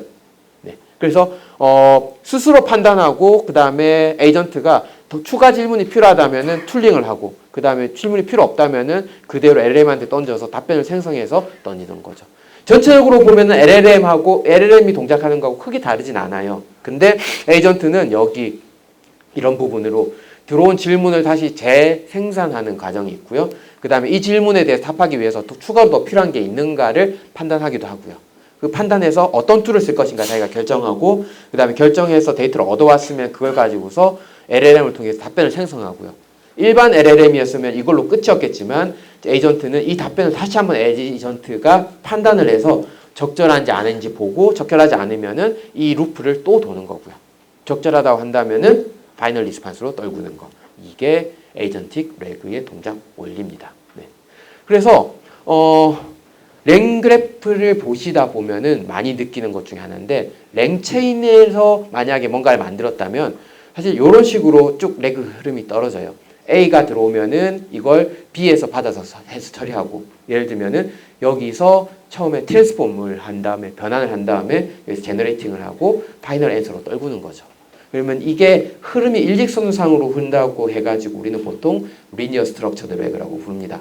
일직선상으로 단순히 한 방향으로 흐르게 되어 있는 거죠. 그러다 보니까 이 과정에서 어떤 문제가 생길 수 있냐면은 A에서 트랜스폼하고 B에서 제너레이팅 해가지고 C에서 최종 아웃풋을 뽑아낼 때 A 과정 혹은 B 과정에서 뭔가 잘못 처리됐거나 아니면은 기준을 만족하지 못하는 수준으로 만들어졌을 수가 있어요. 트랜스폼 부분에 문제가 있을 수 있거든요. 근데 이 리니어 스트럭처드 레그는 단방향 레그이기 때문에 만약에 A에서 B로 갔을 때 A가 잘못 처리됐으면은 잘못 처리된 걸 바탕으로 해서 B가 다음 단계를 처리하게 돼요. 그러고 그걸 받아서 C가 또 처리하게 되다 보니까 이 흐름에서는 A가 잘못되거나 B가 잘못돼서 잘못된 답변을 하거나 할루시네이션이 발생할 확률이 현저하게 높아지는 거죠. 이게 단방향의 일반 워크플로우 혹은 일반 LLM이 쓰는 방식이라면 에이전틱 레그, 랭그랩 같은 혹은 오토젠 같은 프레임워크를 써서 구조를 만들면 이게 아니라 이 A가 B로도 갈 수 있고 C로도 갈 수 있는 이런 리프 노드 형태로 이루어지게 돼요. 우리는 이걸 그래프라고 부릅니다. 그렇죠? 한 방향으로 가는 게 아니라 어디로든 여러 가지로 연결되는 노드를 가진 걸 그래프라고 부르는데요. 그래서 에이전틱 레그는 기본적으로 A가 필요하다면 B로 갈 수도 있고 필요하다면 C로 갈 수도 있고 그다음에 C에서 나온 내용이 만족스럽지 않다면 뒤돌아서 다시 A로 들어갈 수도 있어요. 이렇게 노드를 그래프 형태로 연결을 하는 그래프 스트럭처드 레그를 에이전틱 레그에서는 사용합니다. 이 구조 덕분에 우리는 되게 유연하게 레그를 다룰 수 있고 원하는 퀄리티가 나올 때까지 계속적으로 반복해가면서 업그레이드를 시킬 수가 있는 거죠. 네. 그래서 랭그래프 프레임워크는 뭐 오토젠도 마찬가지겠지만 모든 단계를 노드로 처리를 합니다. 그래서 각 노드는 보면은 인풋이 있으면은 한 가지를 처리하기 위해서 LLM한테 한 번 던지고 마는 건 아니에요. 여러 가지 노드, 몇 개의 노드를 거치면서 처리하는데 이 과정에서 LLM이 개입합니다. LLM이 개입해서 첫 번째 노드에다가 결과를 만들고요. 여기서 만들어낸 결과를 다시 노드 2가 받고요. 이때도 LLM이 개입하죠. 그 다음에 노드 2에서 노드 3로 갈 때도 또 LLM이 개입하고 각 단계마다 계속적으로 뭔가 원하는 결과가 나올 때까지 반복을 하는 거죠. 그래서 만약에 여기서 노드 3까지 갔는데 원하는 결과가 아니다. 그러면 다시 그래프로 이어져 있기 때문에 다시 이쪽으로 가가지고 여기서 이 과정을 반복할 수도 있어요. 마지막으로 처리가 다 끝나고 나면 파이널 아웃풋까지 LLM이 관여를 하는 거죠. 그래서 만약에 이거는 자 그림을 보면 뭔지 아시겠죠? 코딩 어시스턴트에 대한 에이전트입니다.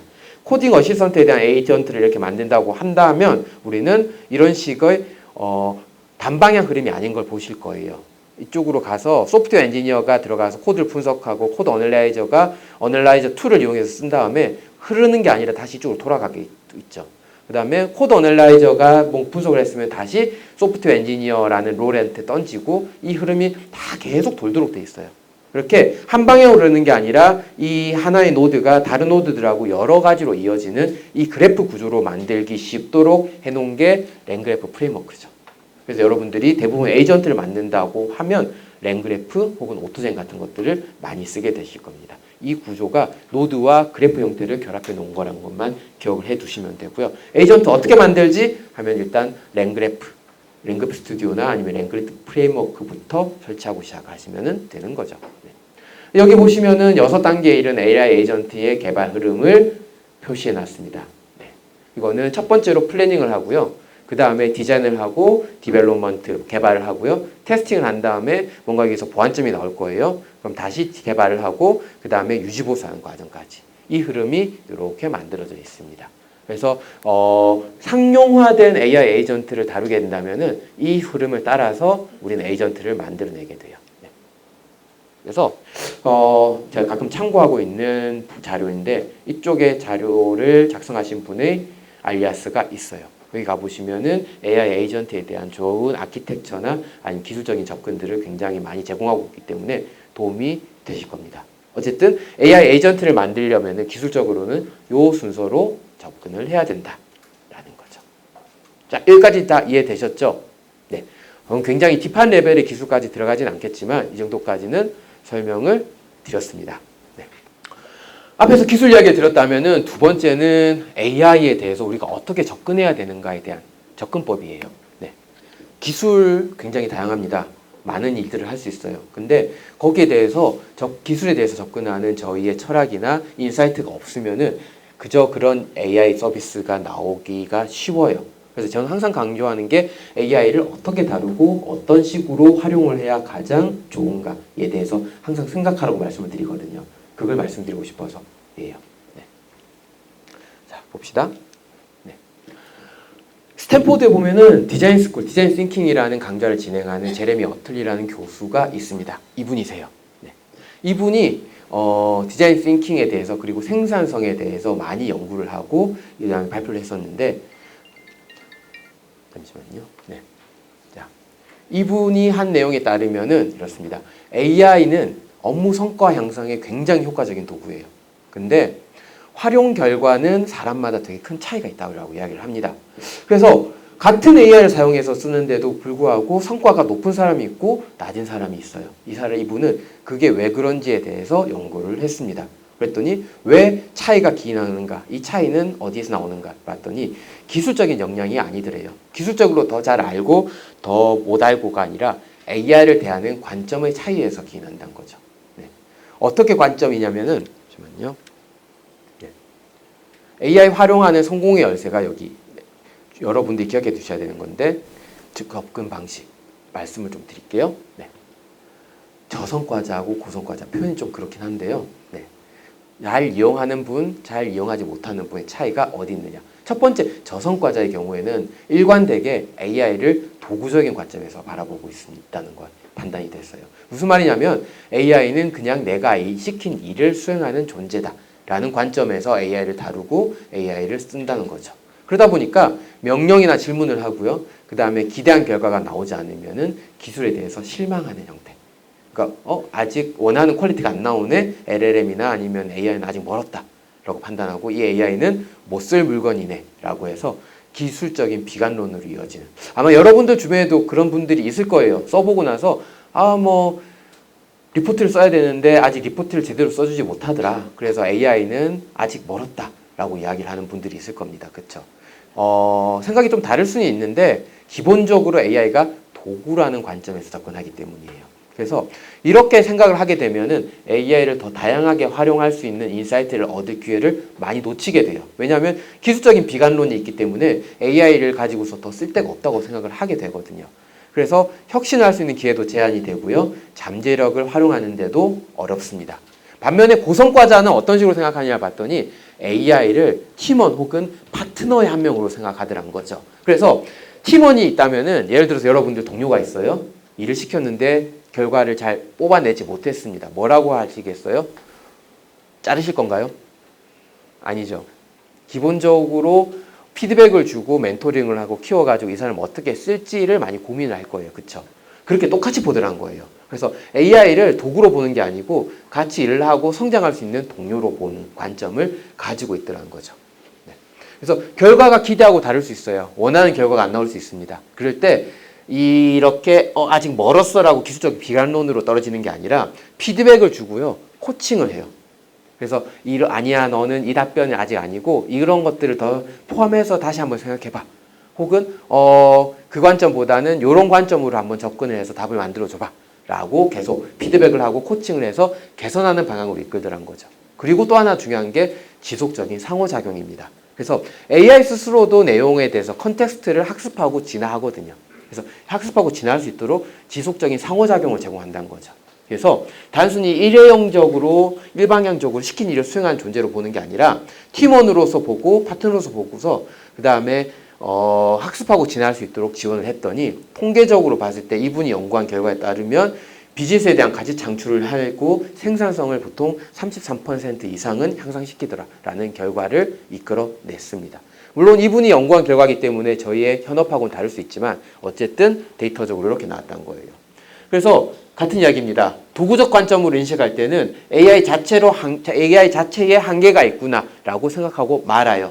그러다 보니까 비효율적으로 지시하고 수정하고 지시했는데 잘 안 나오다 보니까 프롬프트를 수정해서 잘 나오게 하는 데에만 그냥 집중하는 거죠. 그 작업 방식에 갇히게 돼요.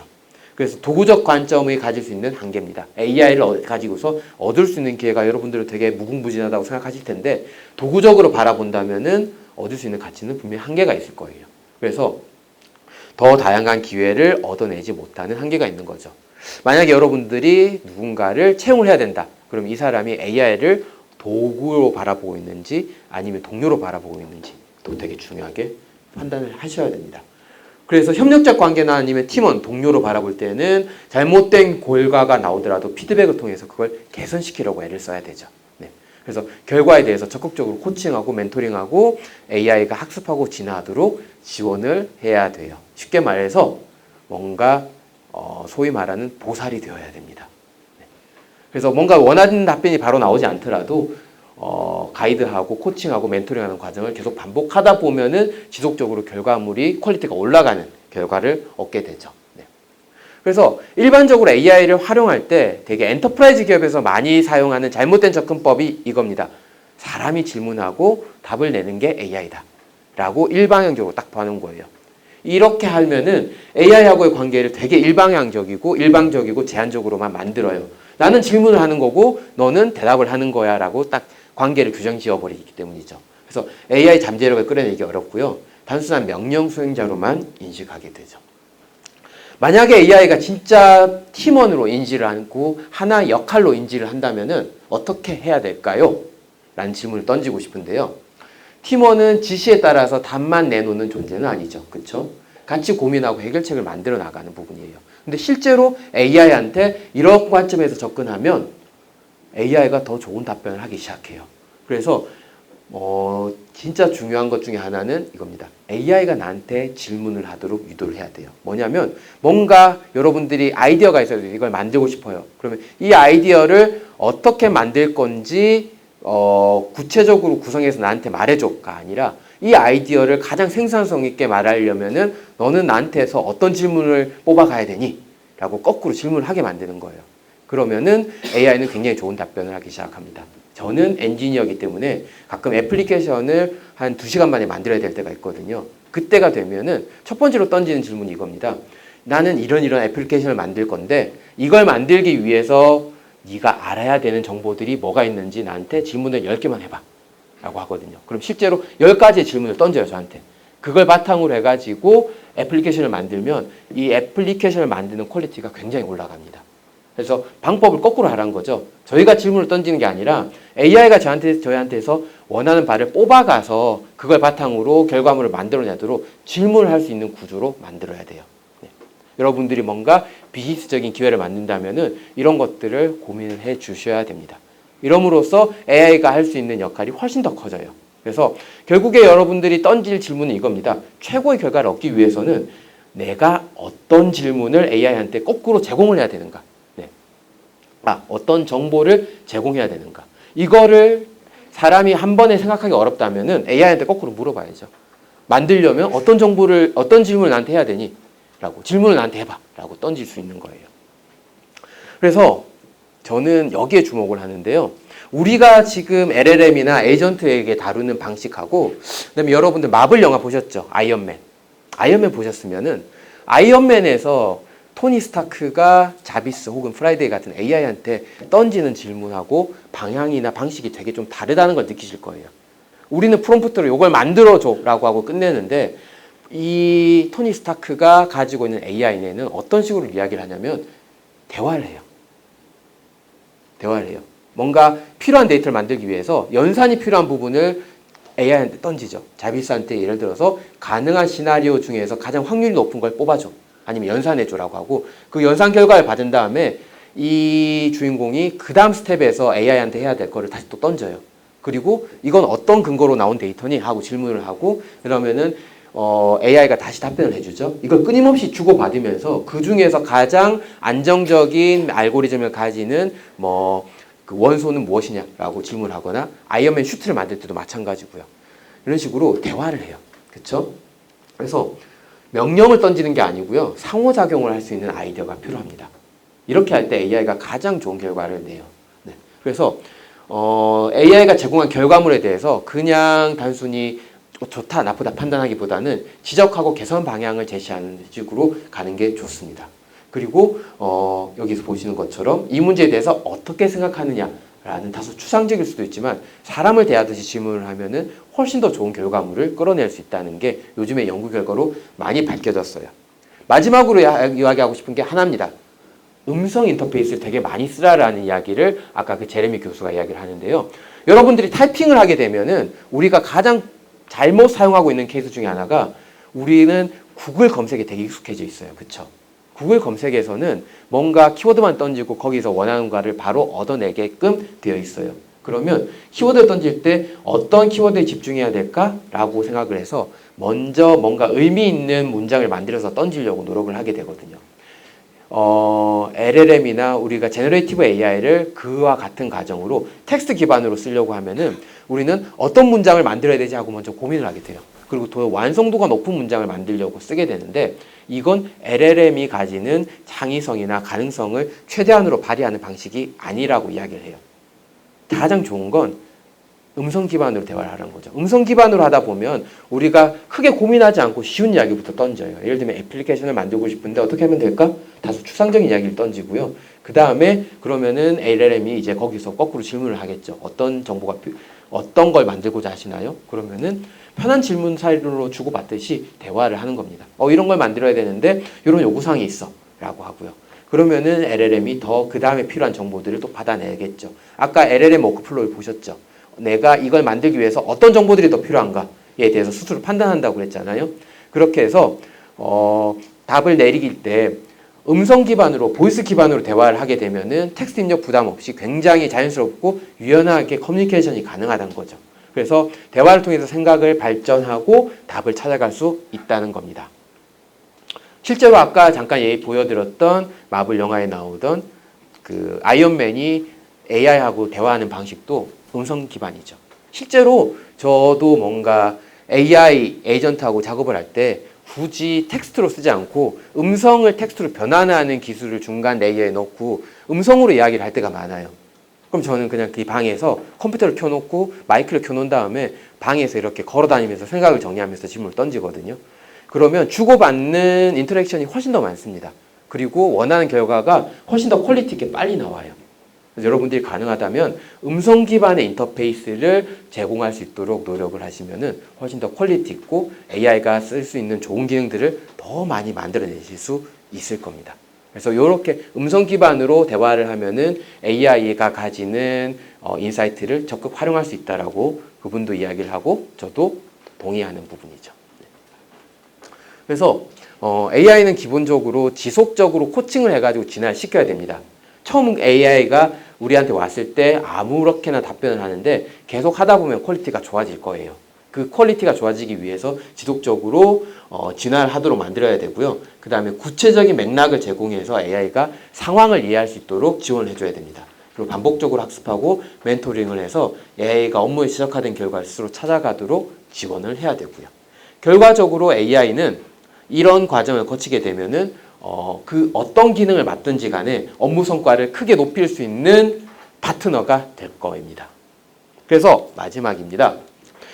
종종 이런 질문을 받아요. AI를 어떻게 사용해야 되나요? 라는 질문을 던지는데요. 여기에 대해서 제가 답할 수 있는 거는 유일하게 딱 답은 하나뿐이라고 저는 생각을 해요. 뭐냐면은 이겁니다.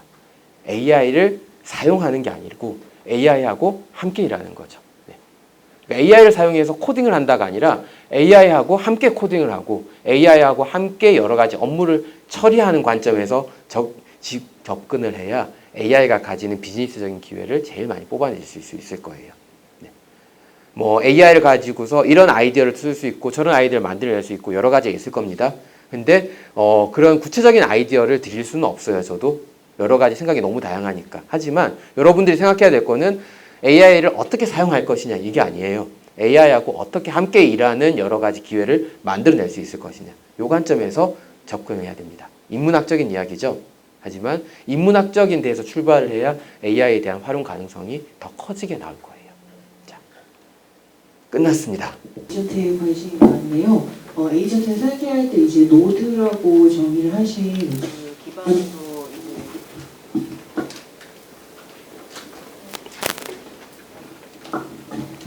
노드라고 정의하신 기반으로 설계를 하셨는데 네. 노드 단위를 어떻게 생각하고 계시는지. 노드 단위는 사실 여러 가지로 쪼갤 수 있거든요.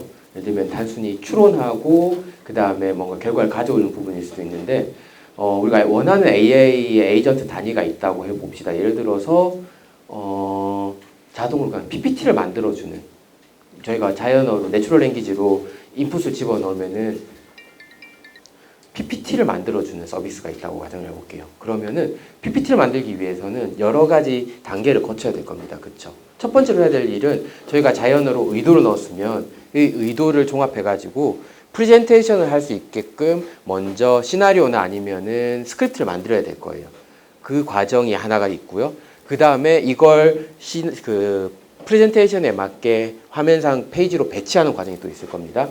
마지막으로 이걸 가지고서 프레젠테이션 문서 형식에 맞춰 가지고 실제로 문서로 만드는 과정들이 있을 거예요. 이런 하나하나들이 다 노드라고 생각하시면 됩니다. 그러니까 LLM을 개입해 가지고 해야 되는 과정이 있다면은 그게 하나의 노드인 거죠. 네. MCP 서버 보통은 소통을 하잖아요. 예. 구성 단위로 뚫려 있지 않아도 저희가 기능 단위로 우선은 정의를 하고 네. 설계를 한 다음에 뭔가 그런 사용성을 만드는 게 맞다고 생각하시나요? 확실히 MCP가 없으면은 일회성 작업을 진행하기에는 크게 어려움은 없어요.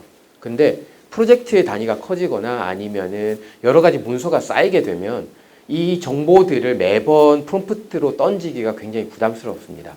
그러니까 기존에 사람들끼리 막 대화를 했어요. 그래가지고 우리는 이 서비스를 이렇게 만들자, 그리고 뭐 예를 들면은 이 클라우드 위에 올려가지고 서비스를 이렇게 구성하자 등등으로 논의를 했는데 그 정보들을 충분히 던지지 않고 그냥 에이전트한테 요 애플리케이션 서비스를 만들기로 했으니까 설계해줘 라고 하면 저는 엉뚱한 답을 내놓는 거죠.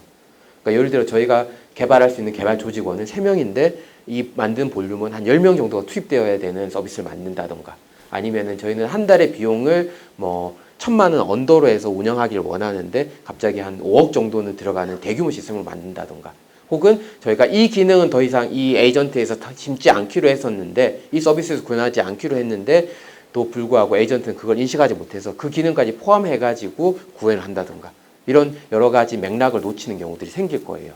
그리고 정확하게 예를 들어서 우리가 특정 기술의 디펜던시가 있다고 했을 때 뭐 DB를 오라클 대신에 포스트그레스QL DB를 쓰기로 했다고 가정해 봅시다. 근데 포스트그레스QL에 대한 충분한 지식이나 아니면 포스트그레스QL에 대한 MCP 정보를 얻지 못해서 뭐 잘못된 쿼리를 내놓는다든가, 그래서 오류가 나는 경우들도 있을 거고요. 컨텍스트 확보도 어렵고, 그 다음에 중요한 거는 에이전트가 있다고 하더라도 이 에이전트가 자체적으로 다룰 수 있는 툴이 있을 거고 MCP를 통해서 추가적으로 쓸 수 있는 확장된 툴이 있을 거예요. 근데 이런 툴에 대한 정보들을 얻지 못하는 거죠. 그래서 분명히 작업을 하다 보면은 연속성상에 있는 작업일 경우에는 점점 더 MCP 없이 그냥 일반 컨텍스트로 작업하는 거는 한계가 있다고 여겨질 겁니다. 네. 저는 지금 이제 창업을 준비하고 있는 예비 창업자로서 에이전트 AI 얘기를 들었을 때 이게 굉장히 업무 효율이나 이런 부분에서 도움이 되겠다라고 생각이 들었는데, 동시에 완전 극초기 스타트업 수준에서 이거를 개발해서 사용하는 게 서버라든지 아니면 개발 시간 같은 걸 따졌을 때 효율이 있을지, 아니면 좀 나중에 도입하는 게 좋을지 만들고자 하는 서비스에 따라서 분명히 다릅니다. 에이전트 AI 에이전트, 지금은 에이전트 AI라고 이야기를 하지만 지금은 그게 또 그 다음 단계로 또 나섰거든요. 아까 저희가 이야기한 건 AI 에이전트였어요. 근데 지금은 에이전틱 AI예요. 에이전틱 AI는 기본적으로 여러 개의 에이전트가 협력해서 하나의 목표를 만들어내는 방식으로 동작을 합니다. 그 다음 스텝까지 진화를 했거든요. 계속 진화를 하고 있다 본 거는 무슨 말이냐면 사람들이 원하는 AI에 대한 눈높이가 점점 더 커지고 있다는 소리예요. 그런데 만약에 이런 것 없이 저희가 원하는 서비스를 구현할 수 있다면 그렇게 해도 되죠. 오버 엔지니어링으로 할 필요는 없거든요. 근데 만약에 에이전트 방식을 사용하지 않고 일반 LLM이나 아니면 워크플로우 같은 정도로 충분히 가능하다면은 해도 되고, 그렇지 않다면 사실 에이전트를 사용하는 게 현대에는 좀 필수가 돼버리지 않았나 라는 생각이 들어요. 다만 단점이 있습니다. 에이전트는 기본적으로 여러 번의 반복되는 과정을 거치다 보니까 LLM보다도 훨씬 더 매번 질문을 던지고 요청을 할 때마다 결과값이 달라질 수 있어요. 즉 결과에 대한 보장을 명확하게 하지 못하고 불확실성이 높습니다. 그리고 하나 더, 아까 보셨겠지만 동일한 내용이라도 여러 번 반복하면서 추론을 거쳐서 결과물을 업그레이드 시키기 때문에 기본적으로 LLM을 사용하는 리소스가 훨씬 더 많이 들어갑니다. 어떤 경우에는 LLM, 그 결과물 하나를 내놓기 위해서 LLM 호출을 한 20-30번은 하는 경우도 있어요. 그럼 일반적인 LLM보다 훨씬 더 비용이 많이 들고요. 서비스의 규모가 커질 수밖에 없습니다. 그래서 그 횟수를 뭐 제한하는 방법도 있긴 한데 최대한 에이전트의 장점만 볼 게 아니라 단점, 비용이나 리소스나 불확실성 같은 것들을 보고 판단을 해야 되고요. 그 다음에 굳이 구현을 해야 된다면은 프레임워크를 활용해서 가장 간단하게 그냥 MVP 수준에서 시작을 해서 피드백을 받고 그 피드백을 바탕으로 해서 점점 기능을 업그레이드 시키는 방향으로 해서 스몰 스타트로 나가는 게 제일 좋을 거예요. 처음부터 완성된 기능을 다 만들어서 출시하려고 하면 시간도 오래 걸릴 거고 그 다음에 원하는 기능이 아닐 수도 있으니까 자그마한 MVP 수준에서 시작을 해서 스몰 스타트, 그 다음 스타트, 그 다음 석세스로 이렇게 이어지는 흐름이 제일 좋을 것 같아요. 네. 동일하게 연사님 강의 너무 재밌게 잘 들었고 그 말미에 프롬프트를 텍스트 기반으로 안 하고 음성 기반으로 돌아다니면서 그렇게 하신다고 저는 전달받았는데 그러면 음성으로 할 때 네. 지시 형태가 아니고 뭐 동료들하고 말하듯이 구어체로 하는 건지 아니면 프롬프트처럼 약간 지시하는 것처럼 음성으로 입력하는 건지 궁금했어요. 사실 프롬프트처럼 음성으로 입력하면 굳이 보이스를 쓸 필요가 없어요. 동료하고 대화하듯이 그냥 대화를만 하고 나서 마지막에 지금까지 나온 내용을 바탕으로 만들어줘라고 하면 끝나거든요. 그래서 아마도 실제로 그 음성 지원이 되는 인터페이스를 통해서 한번 작업을 경험해 보면은 아 이렇게 달라지는구나 라고 느낄 거예요. 그러니까 완성된 프롬프트를 보이스로 던질 필요는 전혀 없어요. 그냥 편하게 되게 똑똑하고 손이 빠른 동료가 옆에 있다고 생각을 하세요. 그리고 그 동료하고 대화를 주고받다가 마지막에 이야기를 주고받고 막 아이디어를 주고받다가 이야기가 다 됐으니까 그럼 만드세요 하고 가는 거죠. 그러고 나면은 굉장히 좋은 퀄리티가 나올 겁니다. 이건 실제로 한번 경험을 해보셔야 보이스가 가지는 파워가 바로 아마 느껴지실 거예요. 중요한 거는 형식적인 언어, 프롬프트에 맞는 형식적인 언어로 고민할 필요 없이 그냥 대화하듯이만 해도 충분히 LLM은 잘 판단할 수 있다라는 거죠. 그 멀티 에이전트 시스템에서 네. 그 오케스트레이션을 하는데 그게 그 결국에 리액트 관련된 게 사용된다는 의미로 말씀해 주신 거죠? 여기서는 아까 멀티 에이전트를 다루진 않았는데요. 네, 맞습니다. 기본적으로 에이전트는 리액트에 기반을 하고 있어요. 근데 이게 제가 듣기로 막 그런 뭐 정책 관련된 거를 설정해야 된다고 들었는데 네. 그런 거를 구체적으로 기업별로 막 설정하는 방법이 되게 다를 텐데 네. 그거를 어떤 식으로 구현하는지 사실 그거는 기업별로 굉장히 실제로 다르기 때문에 일괄되게 말씀드리기는 어렵고 내부에서 정책을 설정하는 부서 기준으로 해가지고 잡아야 되거든요. 그 부분은 저희가 여기서 다루지 않는 멀티 에이전트에 대한 정책 부분이라서 별도로 아마 질문을 답변하는 거기에 대해서는 공통 관심사하고 약간 떨어져 있을 수 있으니까 한번 질문을 따로 주시면 거기에 대해서 제가 답변을 드리도록 할게요. 네.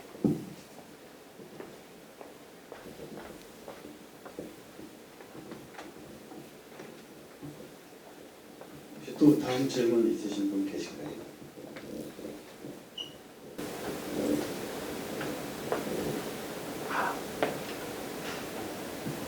아니면 지금 이제 예비 초기 계속 말씀드리는 것처럼 예비 단계랑 이제 네. 초기 창업 단계에 계신 분들이 있는데 네. 혹시 관련돼서 이제 좀 도움이 될 만한 거나 아니면 적용할 수 있는 적용점 같은 것들을 조금 말씀해 주시면 좀 더 유익할 수도 있을 것 같아서. 어려운 이야기네요. 네, 어려운 이야기입니다. 네.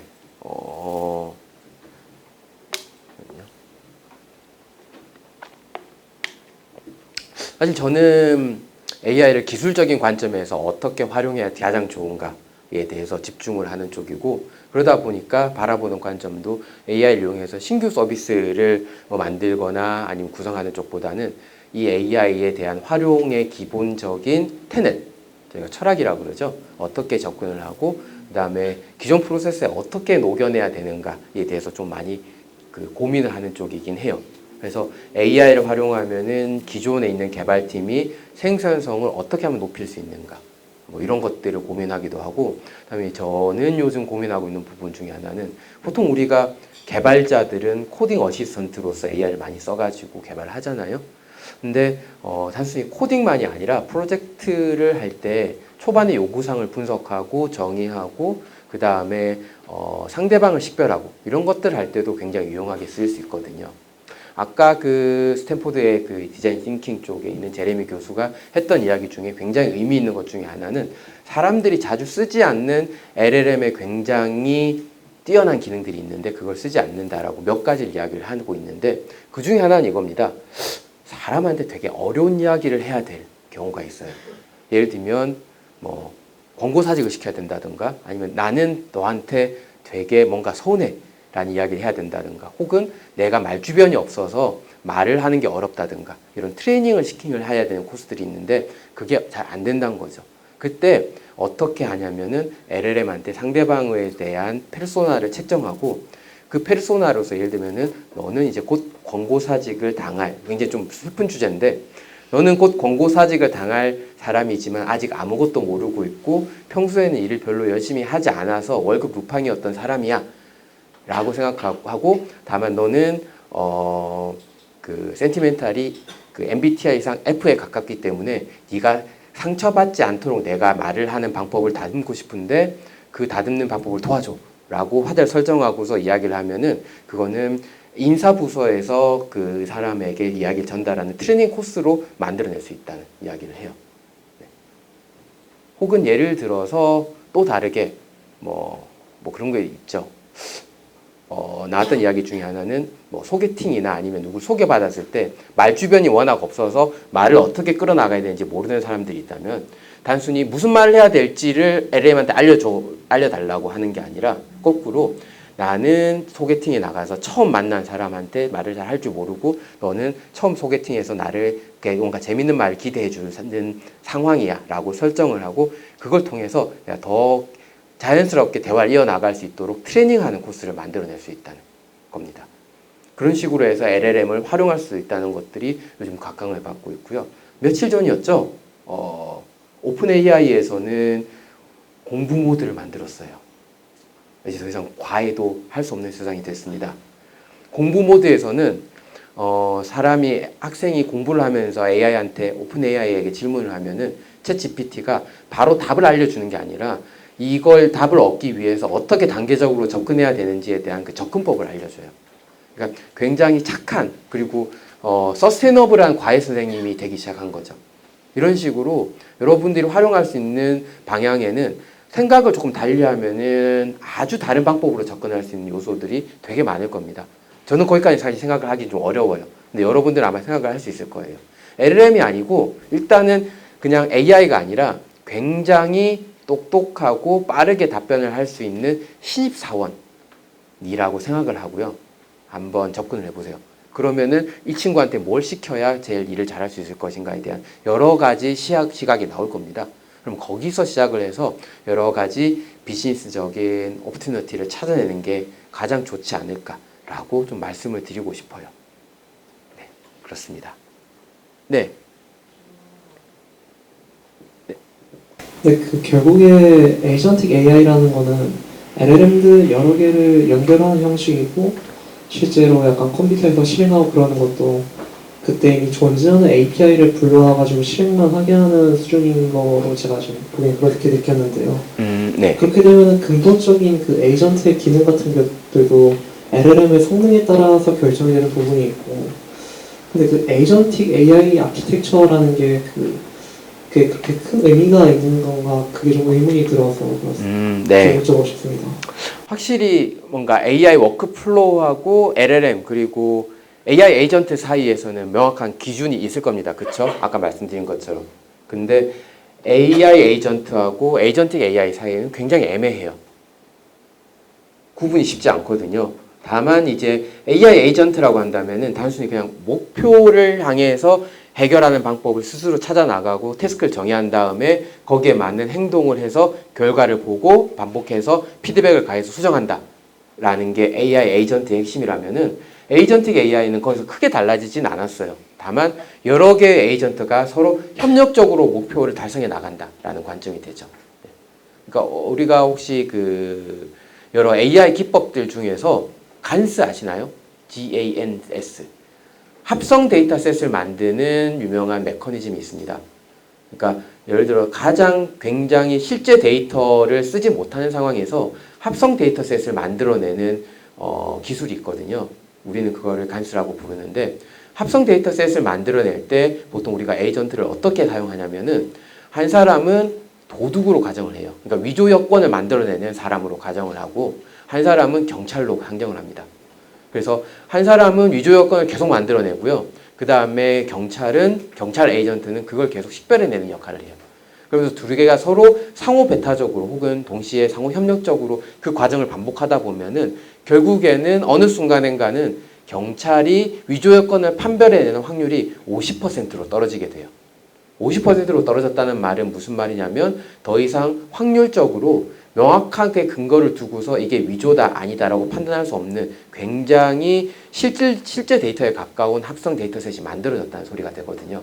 이런 식으로 서로 협력을 해서 원하는 목표를 이루어가는 과정을 좀 더 뭉치는 게 에이전틱 AI 쪽에 가깝다고 보시면 되는데 사실 크게 고민할 만한 요소는 아니에요. 에이전트를 굉장히 좀 여러 가지를 설정을 하고 서로 협력 관계를 구성하는 게 에이전틱 AI다 정도로만 생각을 해도 현재는 충분할 것 같습니다.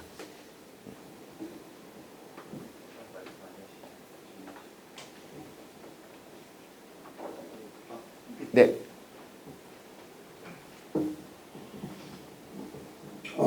네. 사실 지금 굉장히 많은 관련한 AI 서비스들이 나와 있는데 네. 사실 저도 이제 소비자 입장에서 사용을 하다 보면 현업에 또 계시니까 좀 어떤 부분이 좀 더 개선돼야 그 서비스들 중에 좀 더 소비자들에게 효능감을 줄 수 있을지를 사실 잘 모르겠고요. LLM 서비스를 이용을 하다 보면 네. 조금 뭐 답변의 차이나 검색을 좀 더 잘하고 못하고의 차이는 있는데 다 비슷비슷한 것 같은데 이게 뭔가 기술의 혁신이 굉장히 빠르게 일어나고 있다고 얘기는 하지만 소비자들이 느끼는 효능감 근데 그런 부분에 대해서는 좀 혹시 현업에 있으신 분이 어떤 생각을 가지고 계시는지 비슷하고요. 사실 효능감을 저는 이렇게 생각해요. 기술의 발전 단계는 보통은 저희가 몇 가지를 단계로 나누는데 제일 첫 번째로 나오는 게 기능입니다. 어떤 특정한 기능이 발전되고요. 그 기능들이 항상 다 쏟아져 나와요. 그래서 지금 보면은 뭐 가전제품도 그렇지만 AI도 비슷하게 이 AI는 이런 기능을 더 탑재했다. 저런 기능을 더 탑재했다. 라고 답변을 발전하기 시작하죠. 기능이 더 이상 나올 게 없다 보면은 그 다음 스텝에서 가는 것들은 성능입니다. 성능이 더 좋다, 더 빠르게 답변한다, 퀄리티가 좋다 라고 이야기를 하고요. 그 다음에 간다면은 그 다음에 단계에 이르는 게 효능이에요. 효율적으로 어떻게 더 많이 좋음을 느끼게 하는가 단계로 이르거든요. 기능, 성능, 효율, 효능. 그 다음 단계로 가는 게 보통 가전제품의 경우에는 비슷한 카테고리의 발전 상황을 겪으면서 그 다음 스텝에서 디자인으로 가요. 그래서 요즘 나오는 그 세탁기 같은 것들 보면은 굉장히 디자인적인 요소를 강조합니다. 그쵸? 그래서 디자인으로 가다가 그 다음 스텝에서는 더 이상 갈 데가 없어요. 어디로 가냐면은 패러다임이 바뀌면서 다시 기능으로 갑니다. 그래서 AI로 해서 다시 완전히 새로운 패러다임으로 돌격하기 시작하죠. 그게 기술 흐름의 발전 단계거든요. 제가 드리고 싶은 말씀은 이겁니다. 우리는 지금 AI의 요소에 대해서 만들면서 디자인에 대한 걸 고민할 필요는 없어요. 그렇죠? 사람들은 뭐 더 이쁘고 더 쓰기 좋은 디자인을 고민하지는 않거든요. 지금은 효능감을 고민할 시기입니다. 근데 효능을 고민한다고 해서 여기가 따라가기 위해서 효능감이 더 좋은 걸 만들다 보면은 아마 조만간 또 다른 패러다임이 바뀌어 있을 거예요. 저는 효능 쪽을 고민하기보다는 패러다임이 어떤 쪽으로 바뀌어갈지에 대해서 좀 더 고민을 하셨으면 좋겠어요. 전체적인 걸 보다 보면은 그 다음 스텝에서 성장할 패러다임이 보이거든요. 그 패러다임을 지켜보고 그 다음 스텝은 이렇게 나오겠다라는 걸 예측할 수 있다면 그 패러다임에 따를 것들을 미리 만드는 게 더 훨씬 중요하다는 판단입니다. 좀 모호하지만 패러다임을 볼 수 있도록 노력해 주시면 좋겠어요. 네. 네. 그러면은 마지막 Q&A까지 진행해 주신 이재은 연사님께 박수 한번 부탁드리겠습니다. 감사합니다. 네.